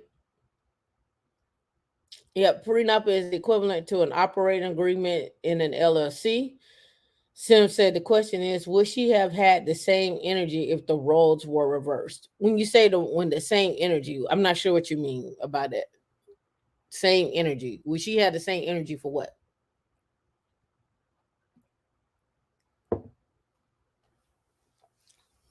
Same energy for what, Sim? Peter Investor, you said so the best ironclad prenuptial is not to be married to the state. No, the best prenuptial is protect your assets. That's the best prenup. Protect your assets. If you start building a business and so forth, you need to protect that as well too. Whatever that looks like. No, she started the business. Oh, you saying well she had the same energy if he started? I don't know. I don't know if she would have. I'm what I gathered from her and her personality. What I gathered from her was you started the business, you got your thing going on. I just want out of this marriage. We ain't going in the same direction. Keep all that, and I'm gonna move on. But it was him who was petty. Petty X. He was the petty X and was like, I want all of it. I want your firstborn too. So let's continue. Odds are 50%. So, for example, Mindy, you have car insurance, right? Okay. It's not because you think you're going to cause an accident or that you're going to do something dumb, that like you're not going to drink and drive or text and drive. That would be stupid. It's to manage the risk of other people. It's because it's because it's smart to protect yourself just in case something bad happens to you that you can't control. Right? You wouldn't enter into a business partnership without a legal contract outlining what happens if they have a different sexual orientation. Someone wants something else out of life. People, take it from me. It is much better. Yeah, from you. And I appreciate that. Now let's get into some nitty gritty. How much did this divorce cost you? I just looked at the total the other day, but the thing is, charges are still coming through. I just got another $1,800 bill. But the other day, yesterday, my estimate that I came up with was $49,800. And that was mostly on attorneys. Mine so far has been $17,000. I believe my exes were more expensive. There are things that we had to pay for, like appraisals, business valuations. And again, there's still costs coming in. It's been a month, but we're still paying for things. But yes, $49,800. That's a lot of dollars. Well, now that don't include. I'm assuming that don't include the house that the houses they had to split too. That can't include the houses that they had to split. That's just, I guess, that's just the cost for the lawyers to get divorced. That's how much she has had to pay, was $49,000. Because she had money, she had their business, She still had she had the business. She still had that a couple of properties, um, and whatever was in her bank account, right? But she still had to kick out, like she said, she's still getting bills that are coming in. So 49,000 so far, right? And that's what she had to kick out. He's probably had to kick out 49,000 and probably a little bit more. So altogether, they're probably anywhere. Let's go from 100 to 120,000 to get divorced. From 100 to 120,000 for a divorce. All right, let's go next. Feel that we could have just mediated instead of hiring attorneys, and we could have achieved the same outcome. And that is what I was hoping for in the beginning. And we could have saved a lot of money. We probably could have saved 35 to 40K. And I do think that's another mistake. It's not my mistake. I think that's my ex's mistake. But that's an option. You can mediate without having to hire attorneys at all. The attorneys are the ones that win in a contested divorce. Okay, let's recap. What do you think your biggest mistakes were? Well, I definitely just messed up overall. And from a financial perspective, I failed to protect myself. I failed to advocate for myself. And it's hard to say that with my background. It's just hard to admit that. I have a degree in finance. I'm a former financial advisor. I'm a best-selling author. I teach people how to advocate for themselves. She didn't do that there. She didn't advocate for herself there. All right. Don't be blinded. Y'all in the love. I love you. You love me.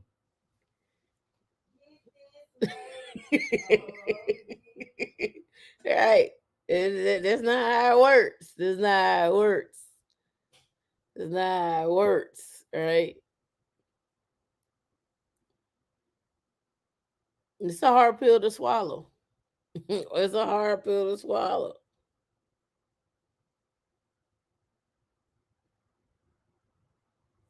Hard pill to swallow. All right, let's go. And she knew better. And if someone as smart and competent as I am screwed up this badly, what does that mean for everyone else? It scares me to think about. And that's why I'm on here sharing this.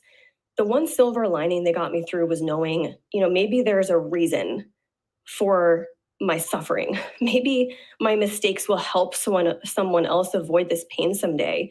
Maybe I have this voice and platform for this reason, so that no one ever has to suffer in a relationship or marriage or divorce and then feel helpless the way I did financially and legally. So please listen to my mistakes and learn from them. So one of my mistakes, combining accounts before marriage. Another one, contributing to his retirement accounts and HSAs and neglecting my own. Another one is not putting assets, titles into both of our names, like his truck. And then the biggest mistake is not getting a prenup, which would have protected my books and my business. Okay, I'm going to stop you right there and say that nobody is perfect and you're not allowed to beat yourself up because this is my podcast and I don't allow you to do that. So stop. Thank you.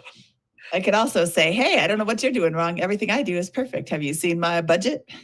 And everybody who's seen my budget is laughing hysterically because I mess it up all the time. I think it makes it really human. I think it makes you really human, and it somebody who. Yeah. So here's the other piece to that as well too. Right. She say 4 mistakes. I counted 10. Like I said, you can put in the chat those mistakes. But the other one, that the other part we didn't hear about is, okay, well, what if she did decide to go after his 401k, right? What if she was like, I'll give up this house and I take the cash, right? Is a reason why she kept the assets. 1, probably because of net worth. 2, income producing. 3, she knows she can make whatever money is in there back. Remember, they were married for 7 years. She was maxing out his 401k, which is 20,500 roughly over the years. I mean, it was less than that, but for right now, let's say she's been putting in about 18,000. Let's just be fair.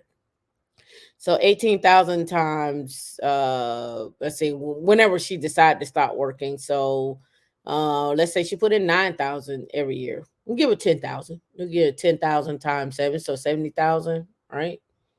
It's what she put in there. So for that HSA, I mean not that HSA, but that retirement account, it was gonna get swatted in half anyway if he had to pull money out, and on top of that, to give her half of that, it just probably wouldn't have made any sense, right? If you really want to think about it, it probably just wouldn't have made sense, financially for both of them, because then they had to pay that money back as well too, depending on how they take that money out. So it probably didn't make sense to even go after that.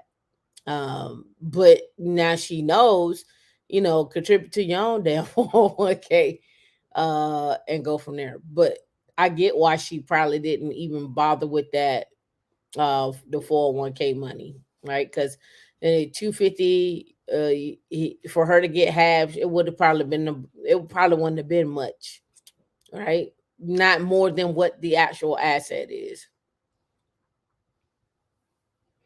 Well, she wasn't the sole contributor to those accounts. She did contribute to those accounts. So that's why I cut it in half. I said if it was 20,005 or even 18,000, let's say she put in 10 for the year, right? So we could give her 10,000. We can give her half, right? For that year. And remember, the assets, when you're married, it is what the value afterwards, right? So your 401k, and y'all get married, say you a millionaire, say you're a 401k millionaire or a TSP millionaire, and you get married, and then those assets grow after marriage, right? That person is entitled to that growth while you're married. All right. So just something to keep in mind. Now let's finish up our mistakes, and then we're gonna get into my other thing that I wanted to talk about. In a similar position, who isn't a finance pro who is supposed to know everything, and by the way, you can't know everything, will listen to this story and say, hey, maybe I'm not such a mess up because Rachel is supposed to know everything and she made mistakes too. So maybe I should stop beating myself up for these same mistakes that I made or for similar mistakes. I mean, how many people have a prenup? I would love to know what percentage of my listeners have a prenup. I think it would be very low. I think that a lot of people are like us. I'm not going to get a prenup. I have nothing to save. I'm not going to get a prenup. I have that's just a recipe for divorce, or that's just planning for divorce, and we're going to stay together forever. So there's no reason for me to get a prenup. And I think that you're not even close to alone in this scenario. I would be very surprised if 10% of my listeners had prenups. I think that they're not that common, even in this particular scenario. They're common, I bet, amongst divorcees. You know what? I think they are. I absolutely think they are. But I think that my business coach, I was talking to him earlier this year, and I was like, Let me see if she got we didn't agree to something in mediation. That meant we had to go to court and go to essentially a trial, which would have been next year. That would have been 2023. And it would have been months and months, more delays, more costs.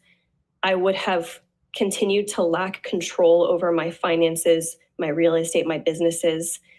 And now I'm able to move on a lot faster, and I'm able to make more money. And so giving that up was the best financial decision that I made. And I didn't see it at the time, but I see it now because I'm going to stop it right there. Cole and Evelyn, you say when your poor prenups are not a consideration, they're not a consideration even when you're not poor.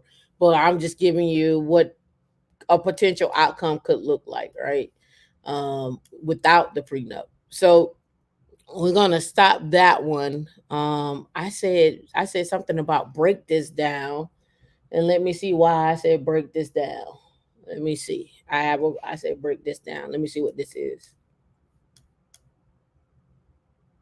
Work so hard that you can't get paid. Okay, I got this. Yeah. We'll go over that, but I want to go over this one right here. That's a good one, but I really want to go over this. So on from of that, right? I don't know. I can stay in the same. I'm gonna let y'all decide.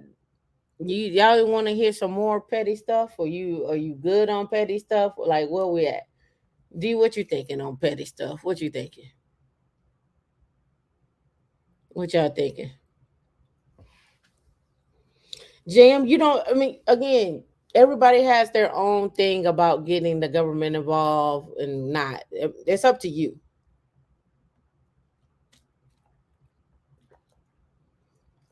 Here's the one thing I'm gonna say. You say don't get the government involved. What does having a significant other look like? Like, what does that look like? Are you gonna have paperwork? Are you gonna sign the paperwork? What's gonna be that, right? What's that gonna be that? Which Cal said she heard enough.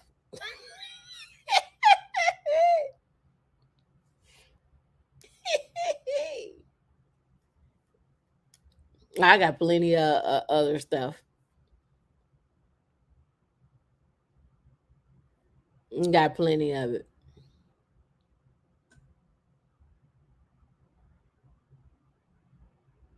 I'm here for the rich cougars at this point. Okay. All right, so let me do this. I'm gonna do this one. Uh, let me see. Let me get out of big screen mode. It's over here. This is one of my market watch ones. Let's talk about retirement here. It says I'm 53. I just got laid off and wondering what to do now. Right? 53. Just got laid off, wondering what to do now. I have 425,000 saved for retirement, 10K in an HSA, and a property I could sell for an extra 200K in cash. Is getting professional help wise? So they 53, depending on if it's a man or a woman, right? They probably will live another 25 to 30 years. So we can give them, we can give them, we can give them 25 at least. So that'll put them right about 78. Will they have enough money to live off of with 425? 425, will they have enough money to live off of? I don't know if the house is paid for. They said they could sell it for and get an extra 200K in cash. And they got 10K in an HSA. I don't see from just this title no other money coming in. Can you make it to 75 the next 25 years on 425?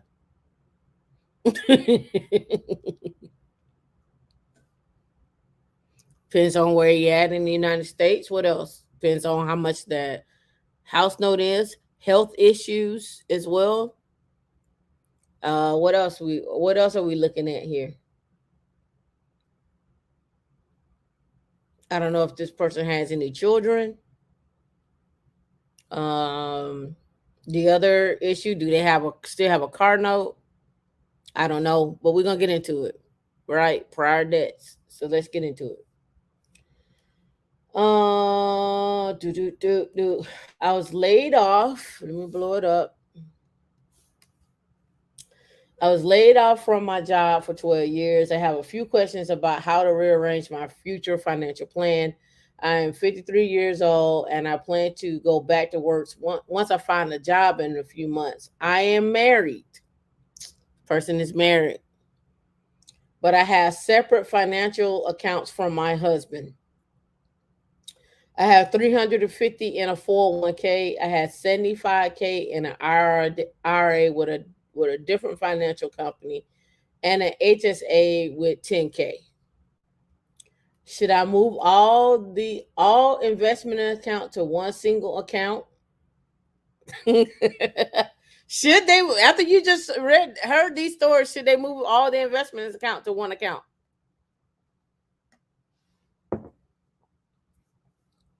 Right?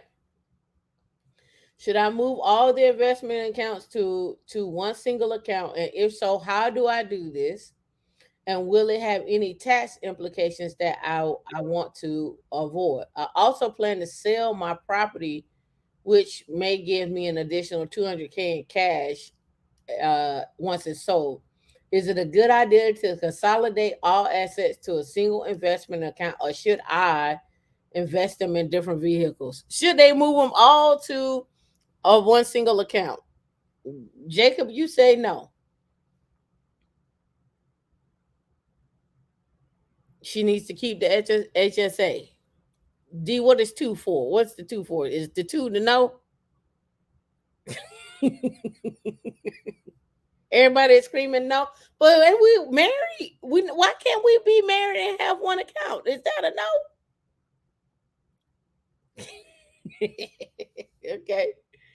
It says, we are sorry to hear about your job loss, but congratulations, the savings you built up and the property you could profit on. There's a lot to unpack here. So we're going to tackle your questions one by one and address whether or not you might want to hire a pro to help you. I would recommend getting a pro to help you.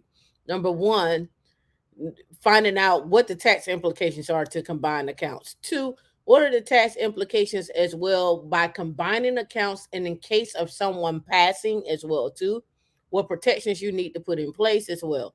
I would say this. I talked to a friend of mine yesterday, and the mom and the dad were married.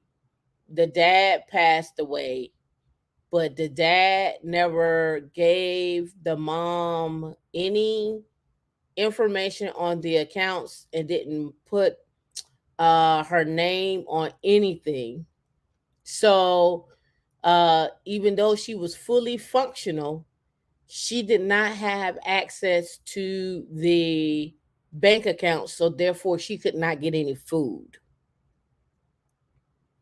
So because she couldn't get any food or get anything, the children had to step in to rectify everything because the dad put her on nothing.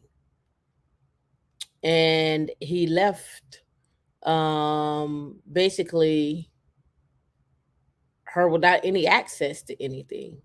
No accounts, no bank accounts, no savings accounts, no access, just basically to nothing. Only thing she had access to was the key to the front door.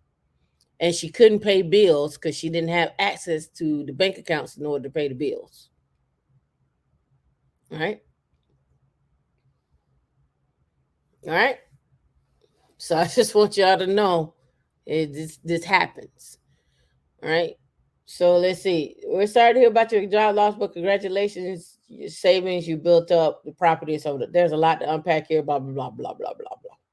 All right. Pros and cons of consolidating retirement accounts. Consolidating retirement accounts like your 401k and IRA into one location can make sense, but it's not always the right moves. And pros say your HSH funds are another are another matter. The reason why the HSH funds are another matter is because there's no RMDs on HSAs, meaning there's no required minimum distributions on HSAs. The other one is there's on the HSAs. Once you contribute it to them, I think after I think it's after 69 or maybe 72. I gotta go look that up again. Instead of the HSA being used only for medical purposes at a certain age in retirement, it can be used for anything. So instead of it being used for something just medical, it could be used for you to do investments into something else or spend on something else. And there's no required minimum distribution for that one either. So your HSA is a good friend of yours.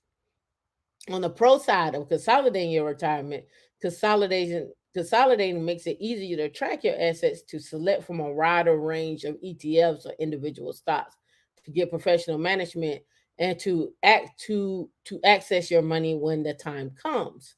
Right? That's coming from a certified financial planner.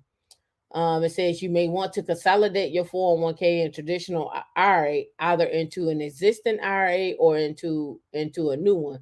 depending on how your experience with your IRA custodian has been so far.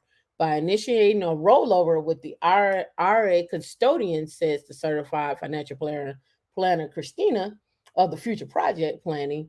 That says, note if your IRA is a Roth IRA, you likely wouldn't want to merge that with a 401k for tax purposes, because with a 401k, you're contributing monies you haven't paid taxes on. With a Roth IRA, your contributions are made after you've paid your taxes. However, if you expect to return to work soon, it may be worth waiting to examine what retirement savings plans are offered at the new employer.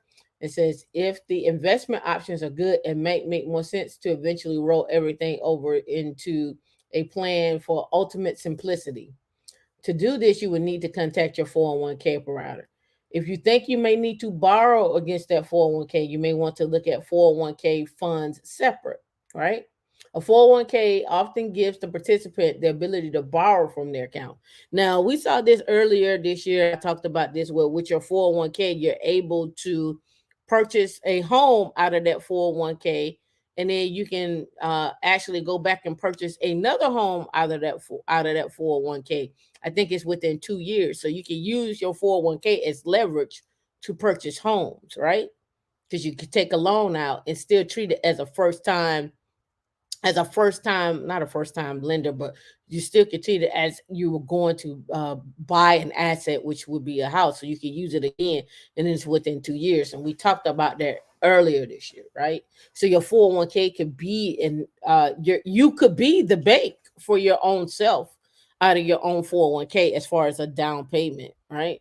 As far as a down payment, right?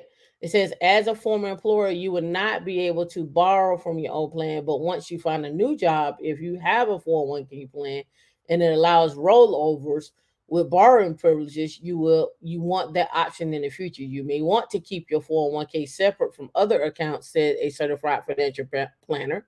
You can also roll your money from an existing 401k to an IRA without penalty, and then reverse the funds into a 401k when you have the new job.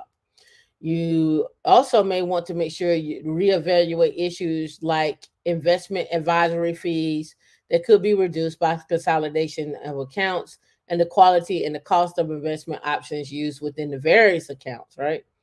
I'm going to say also you may want to make sure that y'all still going to be happy as well too, because you never know what can happen with that as well. All right. Are there tax implications consolidating retirement accounts? Transfers that are rollovers via custodian to custodian transfer, a direct transfer between financial institutions, shouldn't suffer any current tax consequences. You should not ask for a distribution or a check made out to your name, or a 60-day rollover time period would start for you to get those monies into a retirement account. If the 60-day time period elapses without the check being deposited into the retirement account, then you'll be taxed on any non-Roth monies. What to do with your HSA? It is wise to keep your HSA separate from your retirement accounts. But if your eventual employer offers an HSA, it might make sense to roll the old one into the new one. And HSA lets you contribute pre-tax dollars without paying taxes on earnings, and you can withdraw money tax-free anytime to pay. No HSA's accounts have options. Now that you have separated from your company, consider moving your HSA to a provider that charges lower fees or offers better investment options. What to do with the proceeds of the sale of the property? If you sell the property and depends on how this is set up to, like depends on how that property is set up to, like is it in a 1031 exchange and so forth, right? You need to be aware of how how you purchase in that property, if it's in a 1031 exchange or you got it in some type of private foundation or nonprofit or what have you for the tax purposes. We're talking strictly for tax here. If you sell that property and want to invest those proceeds, that money would need to be in a brokerage account that's different from a 401k, IRA, or HSA. These accounts can't be mixed without running into an unwanted tax consequence, right? Right. While your idea of consolidating to a single investment account might sound desirable, unfortunately, it's not a good option. The retirement accounts, HSA, and taxable account with proceeds from the house need to be in separate accounts. Of course, you may be able to take some of the proceeds from the house to contribute to an IRA or HSA, right? Should you hire a financial advisor? Yeah, you should. And they go into their long spiel about that. Excuse me. Me personally, with that being said, all right, I think they should keep some things separate, just so they can play in the market with some growth. I get it. They can combine and combine and then go from there. But it also depends, and this is when it really comes down to who's the savvy person. Who's the savvy person inside of the marriage financially, and are y'all willing to go get a financial advisor and listen to what that advisor or planner is saying, right? That's what you gotta look at. JM, you say, I'm not expecting anyone to leave me anything, nor focusing on leaving things after I'm gone. I'm just trying to live my best life while I'm still here. I get you. Uh, Intentional millionaire. You say she has to remember is she can do a direct rollover during a down market. She have to understand she would lose money because she would be selling low. Correct. She would be selling low. I think at this time, everybody should be sitting still. You could again 4%, 3% people are investing in bonds and municipal bonds, and they just taking that little money and letting it work for them. There's people are playing options if you're good at playing options. Some people are playing futures if you're good at that. And some people are just like, you know what? I'm not doing anything. I got my money under the mattress and I'm gonna keep it there, right? So, and you can do that too. But remember, everybody's you hear the lines that, your money not doing it, your money sitting there not doing anything, right? Um, so let's see. Let me see. Um, I just put this up here and I'll let y'all read that. I ain't gonna talk about it. I'm gonna just let you read it.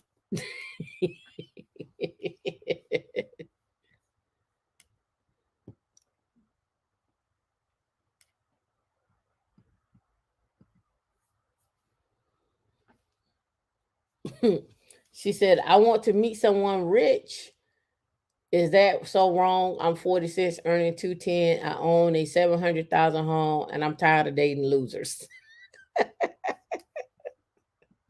I don't make this up. That's what that lady said.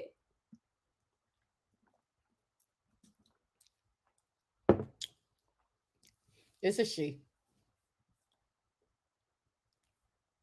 It's a she. I don't think it's a. I don't. The way I read it, it was a woman. It wasn't a man.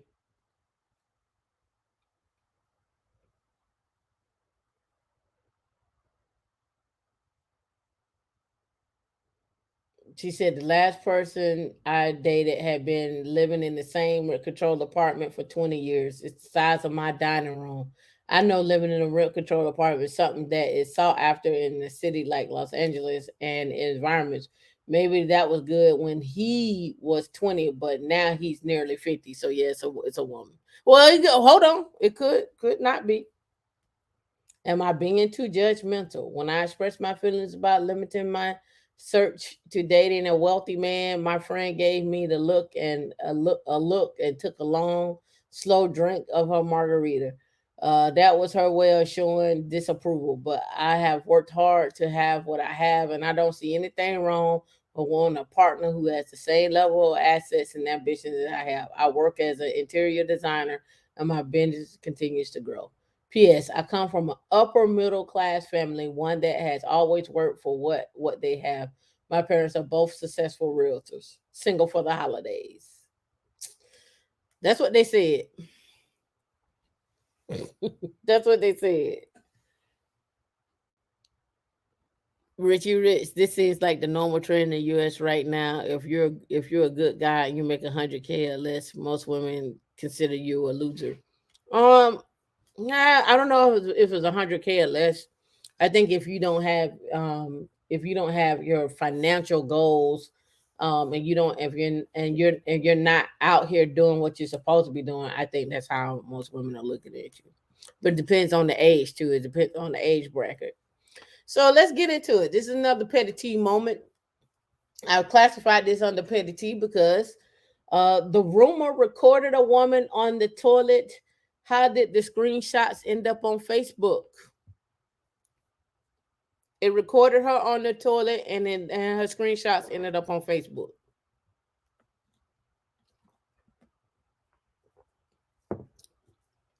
This is coming from the Roomba. All right, we all know what a Roomba is, correct? We don't need to go over what a Roomba is, just in case. Let me show you, because the Roomba does have artificial intelligence on it, right? Here's that Roomba, right?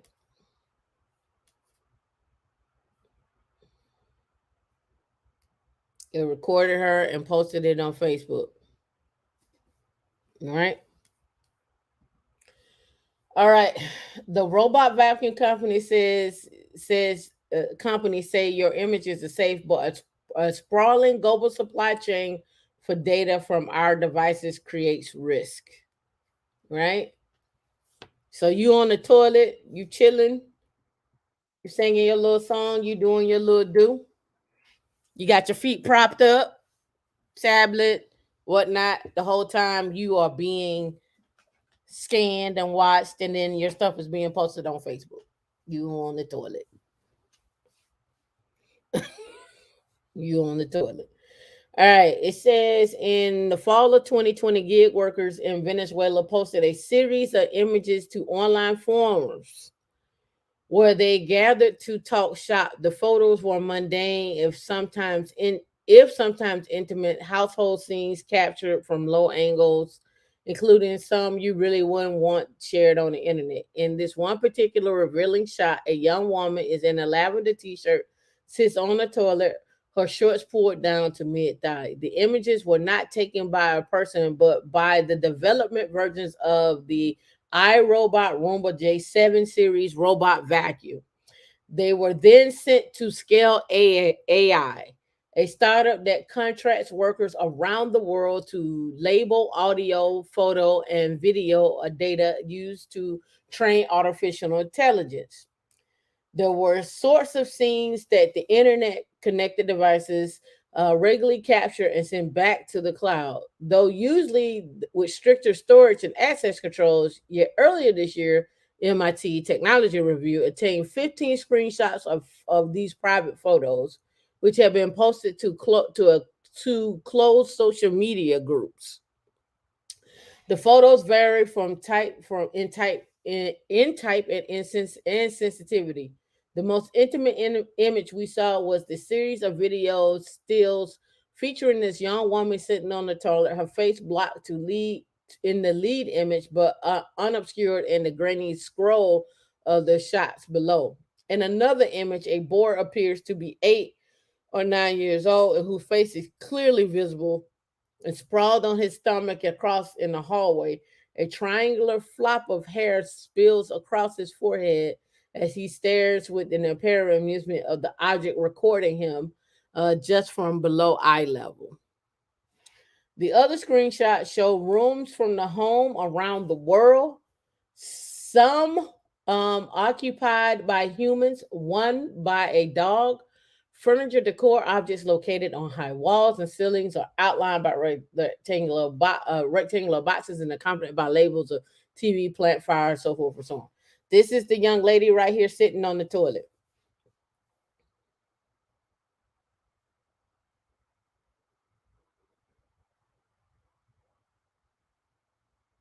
This is the picture of the lady sitting on the toilet, and there's other subsequent shots of the lady sitting on the toilet. I'm assuming there's more because it looks like it got a scroll right here. Let me see. This is one of 13. It says iRobot, and let me make sure I do that. Okay, yeah. All right. iRobot, the world's largest vendor of robotic vacuums. And let me do something to make sure it don't change the pictures. Oh, yeah, it got more pictures. Here you go. And these all got posted from people's private homes and onto the internet.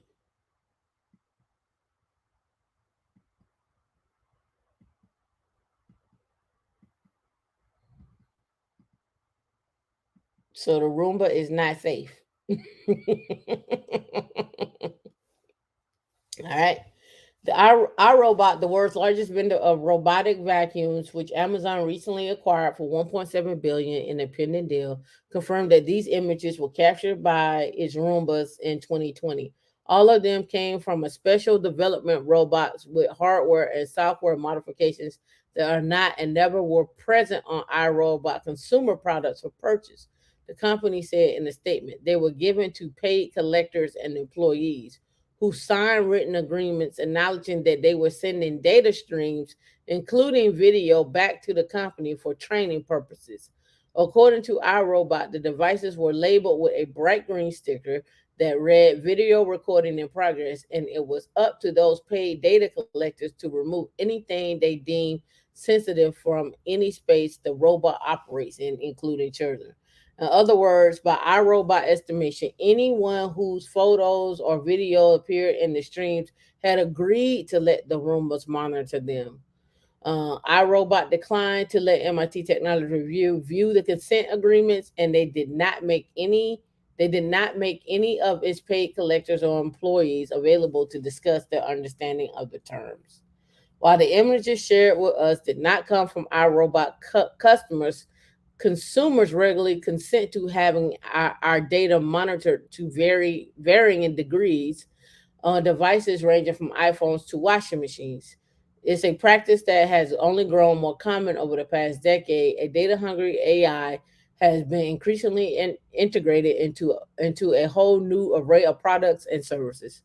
Much of this technology is based on machine learning, a technique that uses large troves of data, including our voices, faces, homes, and other personal information, to train algorithms to recognize patterns. The most useful data sets are the most realistic, making data sourced from real environments like homes especially valuable, right? And it says, did you participate in our robots data collection? The data collected by the vacuums can be particularly invasive. They have powerful hardware, powerful sensors, um, and this all gets uploaded to the cloud. So it's collecting your face, your sound, your movement, your whole nine, right? And they can drive around in your home, and you have no way to control that. This is especially true. He adds of devices with advanced cameras and artificial intelligence, right? The data then is used to build smarter robots whose purpose may be one day to go far beyond vacuuming. But to make these data sets useful for machine learning, individual humans must first view, categorize, label, and otherwise add context to each bit of data. This process is called data annotation. Data annotation. There's always a small group of humans sitting somewhere, usually in the windowless room, just doing a bunch of point and click. Yes, this is the object or not an object explained, right?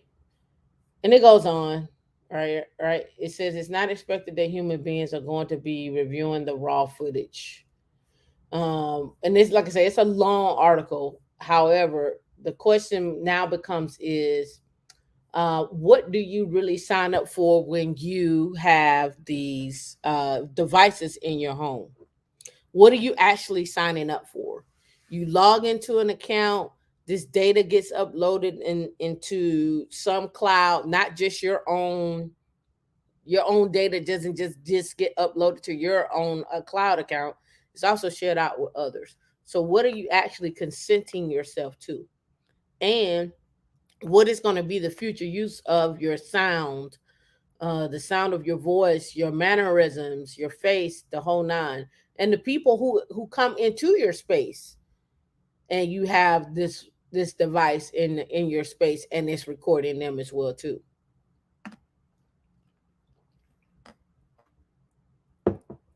What does consent really mean? Um, so I'm pushing you to start reading these things. So don't buy them at all.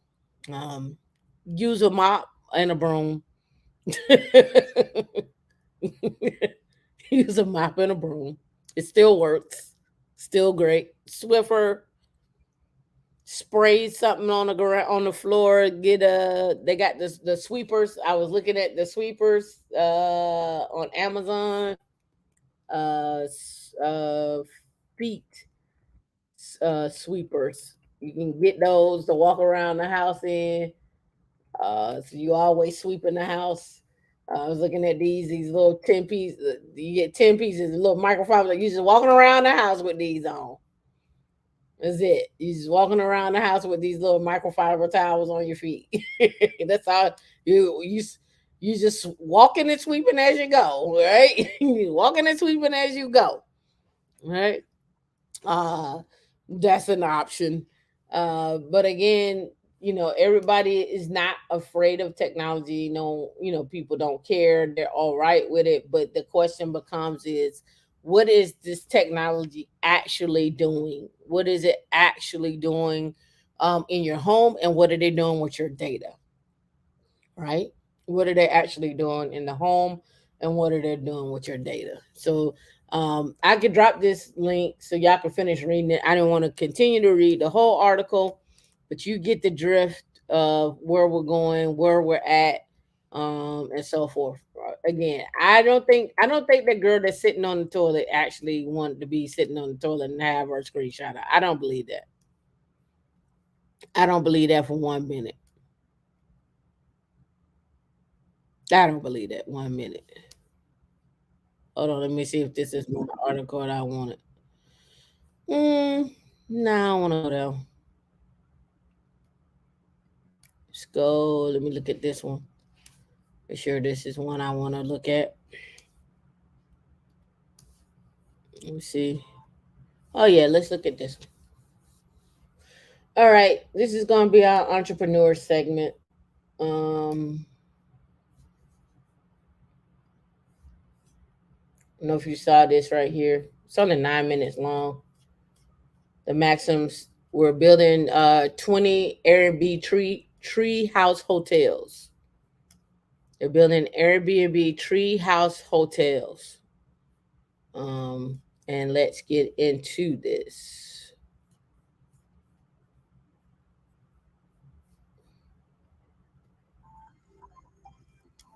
Turn it up.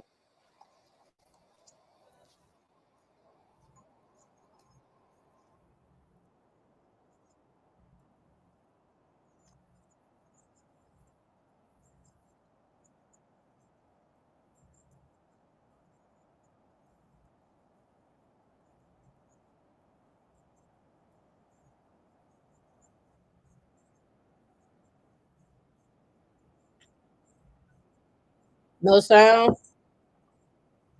I can't. Is it no sound, D? No sound. Is that what you're saying? All right. I don't know why you don't have any sound.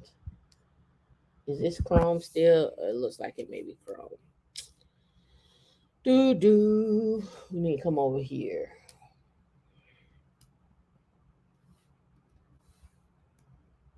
All right.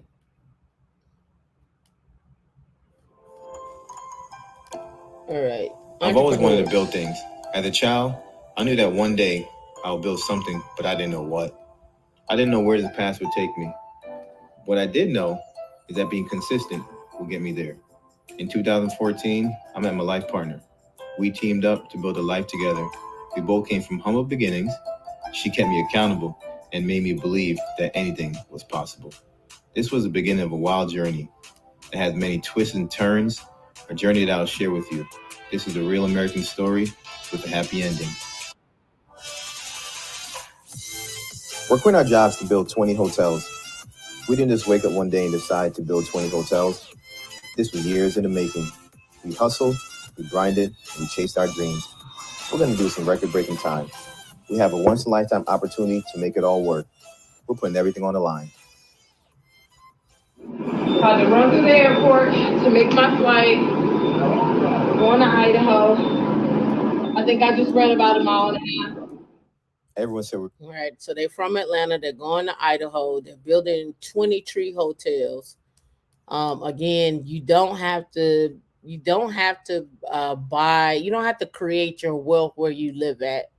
You can create wealth in other areas, in other parts of the country. Remember, there is and I did this video earlier this year. If you go down the center of the United States, there's less people living on from Texas over, than it is from Texas to the left and Texas to the right, meaning the southeast, northeast, midwest. But when you go like Colorado, Idaho, and up in the area, we have less people living there, so more farmland. And we saw those tracts of land for $4,000 a pop out in Wyoming. We've seen things in Idaho. So again, people are using other areas and building destinations in other places. So this is just one example of that.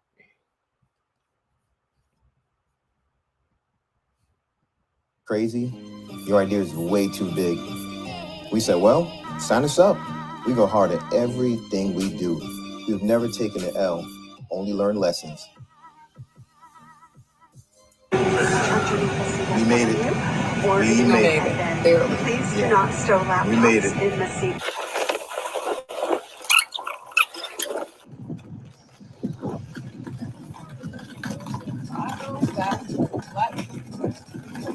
All right. Why don't you press the alarm on the car? That makes sense. There it is. Da, da, da, da. So now the question is, as you look through this, why did they come with the concept to build tree houses, and why did they choose Idaho to build the tree houses? All right. And then how much of return are they going to get back on the tree houses? How big are they? Did they come up with a size? Did they partner with someone? How long do they see an investment? Did they create a fund? Is this a syndication? These are all questions. If you've been looking at this show, you should be asking yourself this. These are basic questions that you should be asking yourself. Sensational. That's right on time.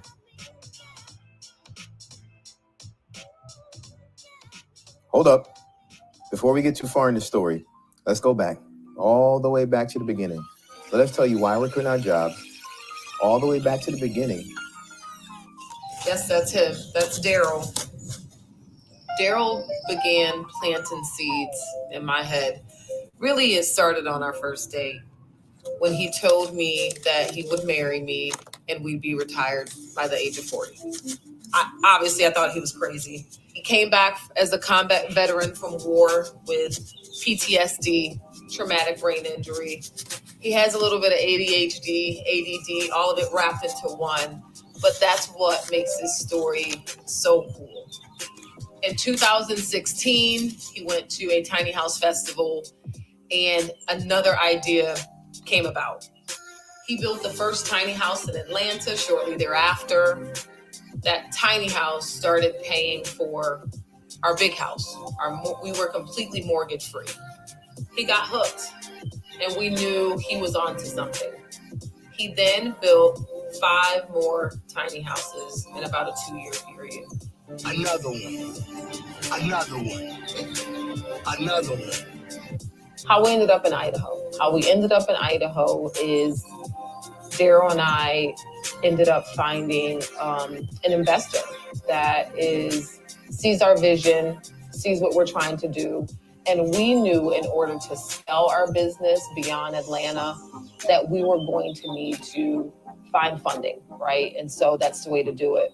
But Daryl and I have talked about this for a couple years now of how do you bring in someone that can help pay for your projects, be a partner. I went away on the girls' trip with my sisters and I came back and he had planted another seed. This one was much bigger than the one previous. He told me he was going to build a treehouse. I said, "What? Are you crazy?" He said, "No, there's 2 tree houses in the city where we live right now, and I am going to build one of the best tree houses in the world." Obviously, again, I thought he was crazy, but like times previous, I trusted his vision. He then went on to build a tree house, and then another tree house, and then another tree house. Welcome to one of my cribs. Let me give you a quick tour. This one is called Young Wild and Tree. Here's the interior space for... Drop a 1 in the chat. Would you stay in a treehouse? Would you stay in a treehouse in Idaho? Right. So this is one of their tree houses in Atlanta. You saw this one 14th globally. So he's probably getting a lot of hits on this where people just want to come and have the experience of. Where people just want to come there, have their, a getaway, a staycation or whatnot in the city. So again, this is just another idea, right? Tiny homes, large tracts of land, planting little small. Again, you got to remember, we don't have enough houses right now for people to live, right? And so, and people can't afford the larger homes. So the smaller two twos, the two twos, excuse me, even just a single, right? Even just a single, not even apartment, but just a like a 2-1 or a 1-1. Though people are buying those and people are living in those, right? Especially if you're older, not gen, but boomer, a 2-1 is great for you, right? You don't need a 2-2, right? A 2-1 is great for you. You just need a place to play and a place to sleep. So a 2-1 is great, right? I was looking in Colorado. I see a lot of retirement communities are 62 and up, or 55 and up, and 62 and up, and they're building 2-2s and 2-1s, and they're going for 300,000. So the 2-2s and 2-1s are going for 300. So again, we have a shortage because the boomers are retiring, and we also have a shortage because then people are. I wouldn't say people aren't buying. There are people still buying. The hedge funds, the private equity funds are still snapping up stuff, and if they're not snapping up stuff, they're building rentals, and they're getting subsidy for funding and subsidy for that as well too, right? So just keep that in mind as you look at these things and you're like, what can I do with my money, or how can I invest, or how can I build? This is just another idea. Wild and Tree is designed in Scandinavian modern. Welcome to the Atlanta Treehouse. This is the first treehouse that we built. Check out all the reclaimed materials and all the detailing we have in this one. But we didn't want to give up anything for funding. And I think that's definitely an issue that we have, being minorities itself, just having access to capital. Access to capital has been super difficult. It's not balanced. Let's just put it like that. That was another thing, right? Daryl and I just said, we can continue to bootstrap this. And we realized quickly that that's not the way that we want to scale. So we have found an investor that's a great partner. And now here's what they said. They got tired of bootstrapping and they found an investor. What they didn't say is, I had to get in part of a network, or I had to be a part of a network, or someone was already in my network that was able to help us fund the deals. And I tell you all the time, creating your network is gonna help you create your net worth, right? You're gonna have to utilize who is in your network. And don't get it twisted. I'm not saying you go to them with all your deals and they just keep funding them. It's an even exchange. It's reciprocity. It may be a deal that they're in that they want to introduce you to, and vice versa. You have to be willing. You have to be willing to share your thoughts, share your ideas, do your research, put your plans together. What does that look like? Some of you may not be able to afford your first home. And here's an idea.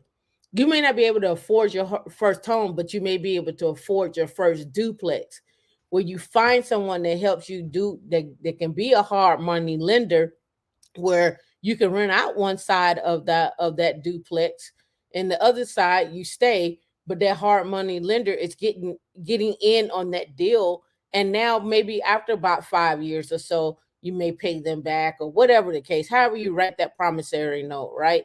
But again, you all are looking at things like, I got to go out here and do it all by myself, when maybe it might be behoove you to do it with the idea of maybe getting a duplex and then renting out the other side and having a hard money lender to fund that deal, right? I was on a call the other night. Dee was on there listening with me, and one of the things that came up when we were talking, and I got to get this template, I got to email him to get this template, was uh, he was saying that he doesn't, when he's looking to fund a deal from people, he's not necessarily looking at just their history. He's looking at, well, do they have a steady stream of income? What type of assets do they have? Because he's like, because somebody could have a 600 credit score, but they may be worth 500,000, 600,000, or a million, because they have all these other assets. Or they could have a steady stream of income. They could have a 401k, and they may need that $10,000 or that $5,000, right? So now you can get into, it's a win-win. I'm gonna get something off of it. I'm gonna help you, and you get into the house. You're able to pay me back. I get a little interest on it every month. I get some money back on my money every month. It's a win-win for me, right? So again, a lot of you may not even be in your first home, but you may be looking at it from a different perspective, right? You may need to switch and pivot your perspective of how you get into that first home. And that first home may not be your first home. It may be you, and you could get a duplex, and I ain't gonna say you can't live in it. You may not live in it, but I'm gonna say you may move in it and you may move out. And someone else come in, and now you got two people paying rent, and you may go rent, or you may go stay with a friend for a year or two, while you're building equity in that duplex, while you're building cash flow in that particular duplex. And it don't have to be a duplex. I'm just using that as an example. All right. So again, who's in your network to help you get to where you need to be? And have you came up with a plan in order to build that, right? What does that look like for you, right? So let's get back to it. He is really, really excited about the work that we're going to do. So that was one piece of why we're able to go to Idaho. So when we started to sit down and actually consider which investor we would take on, which investor seemed like a great partner, the first thing that every investor said to Daryl is, we have to remove you from swinging the hammer, right? I mean, we knew immediately to build 20 hotels, Daryl cannot be the person swinging the hammer and building this with one or two other guys, right? We need to scale our business up. That means more manpower, more people working for us. So this is also exciting. And so we had to start a search of finding a manufacturer that thinks like Daryl, right? That is super creative. I'm gonna stop her right there. She said we got to find a manufacturer that thinks like Daryl. What I hear is we needed to have a blueprint or a model in which we get all his ideas out of his head. We come up with a design and a blueprint, and then we got to find a manufacturer that could scale that and put that into play. That's what I hear, because he has a vision, but that vision has to be put on paper, and then from there you have to find somebody who's willing to, at a good cost, so you can scale that up. And then somebody either he has to have to get a group of people to build it, or he got to get a manufacturer, or he has to partner with someone in order to build it. That's what I hear. Drop in the comments and tell me what you hear, but that's what I hear. And that is willing to partner with us over the duration of building out these 20 hotels globally. And so Daryl and I found a great partner. And last minute, he said, hey, you want to come out to Idaho and see, something cool that I'm building out here? You get a chance to kind of feel in touch and see live what your structures will look like. Yeah, so we got the call from the manufacturer. He said, we'll be in Idaho. The other partners will be in Idaho, and we have a great location that we're building right now. it's literally a last minute opportunity. So we literally just booked flights. We didn't even think about childcare. We had to figure that out the day later. On the back end, we got on the plane and we made it work. Foothills and mountains, kind of backfilling the Snake River Plain here. So snow's coming. We're driving through the mountains and we're not used to this. We're from Atlanta. You have to understand that snow is something that we don't see. If we get a drop of ice on the road, it is a state emergency. So this is new for us. We're gonna bed down for the night. Snow tomorrow, snow overnight. We got to figure this thing out. I'm not interested in shoveling my car out. I'm not interested in pulling ice off the car. But you know what? You're gonna have to get used to it, buddy. Idaho, Colorado, you're gonna have to find a garage. Colorado, they got heated garages, they got heated driveways, right? So you go out, you turn on your heated driveway, it just gets the ice off your driveway, but it's still, you gotta get ice off of everything else, right? So again, people have heated driveways and so forth. So it comes in handy, especially on blizzards like this right here. You're like, turn that heated driveway on and let's keep this thing pushing. So if that's where you're gonna be at, you might want to get used to that. Just as a hotel, like putting things in place for that. We're gonna have to figure this thing out. We're gonna have to continue with the journey.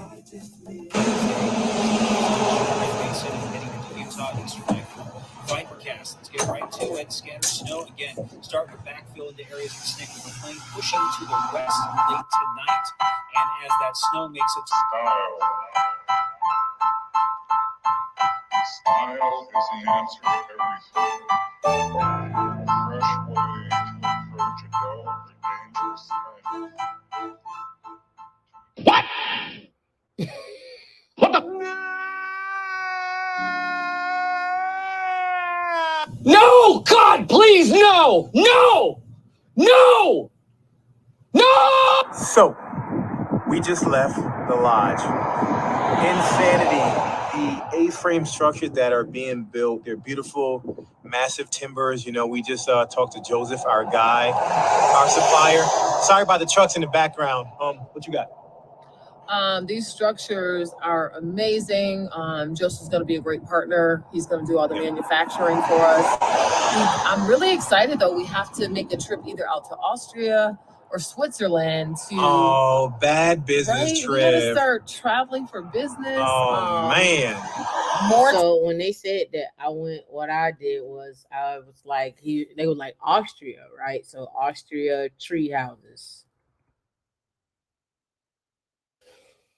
So now we can get a chance to look at the tree houses, right? Just an example of some and what they could potentially look like, right?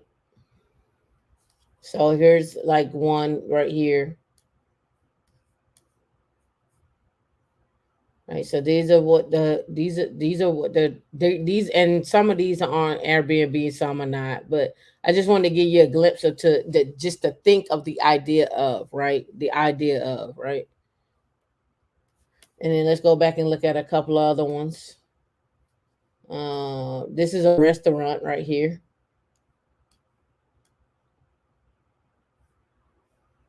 Hopefully it'll come up, right? So here's the restaurant.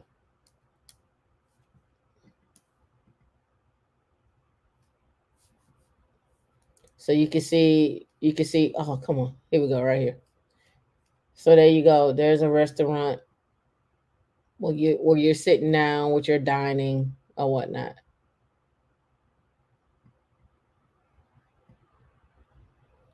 Different vision, different views, different way of living.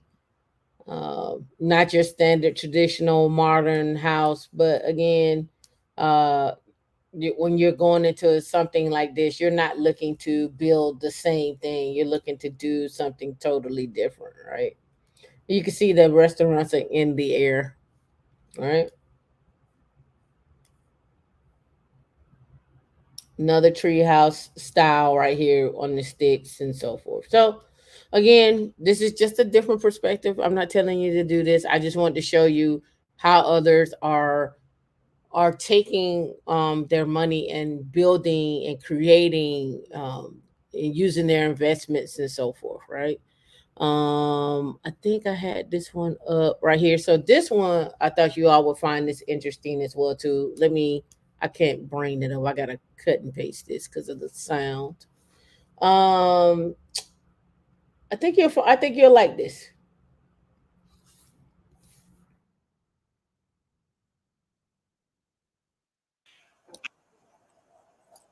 So it's how I started $110 million car business at the age of 30. It's on CNBC Make It. It's called The Founder Effect. Um, I think you would like this. I think it's very intriguing. It's something that I talk about all the time as well too when it comes to EV. So just put that in the frame of your mind when we're looking at this. So let's get started.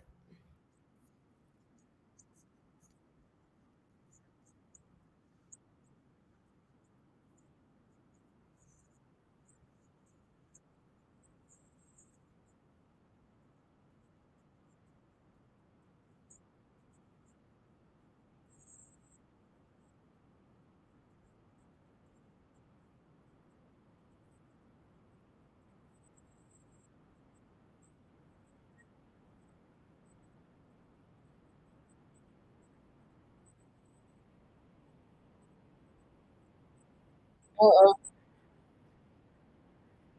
Oh, I did it again. Hold on.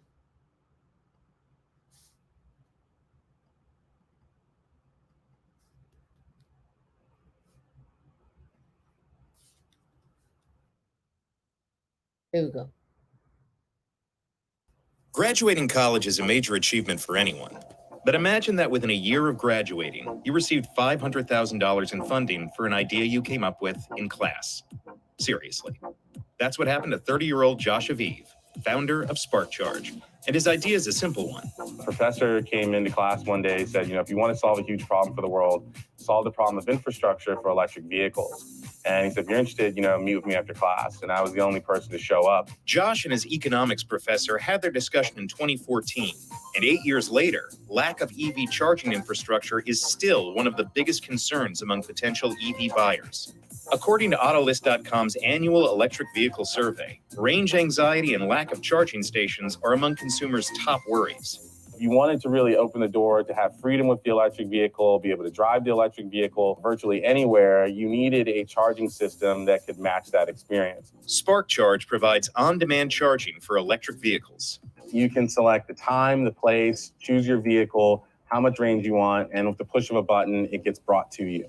So the same way that you would order food from Uber Eats or Grubhub is the same way that you can now have energy brought to your vehicle. There's 3 numbers to look out for in Josh's story.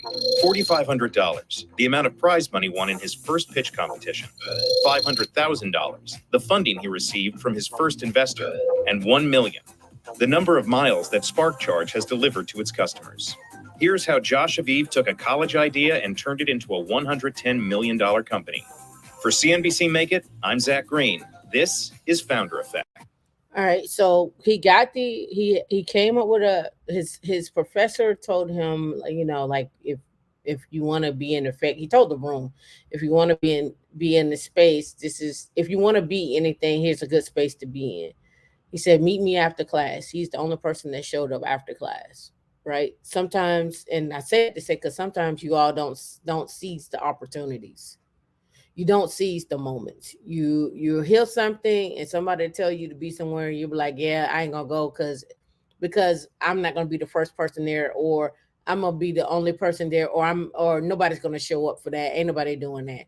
And sometimes you miss out on opportunities, right? You miss out on the chance to have this opportunity to do something you've never done before, and it could be a pot of gold. You just never know, right? You just never know what's available. Sometimes you just got to show up. Sometimes you just got to show up. Sometimes you just got to show up without the expectation of wanting anything or needing anything. Just show up, right? So let's get back to it, because he's able to take it and turn it into 110 million and growing, right? We're talking about EV and the problem that he's solving for with EV. All right, so let's get into it.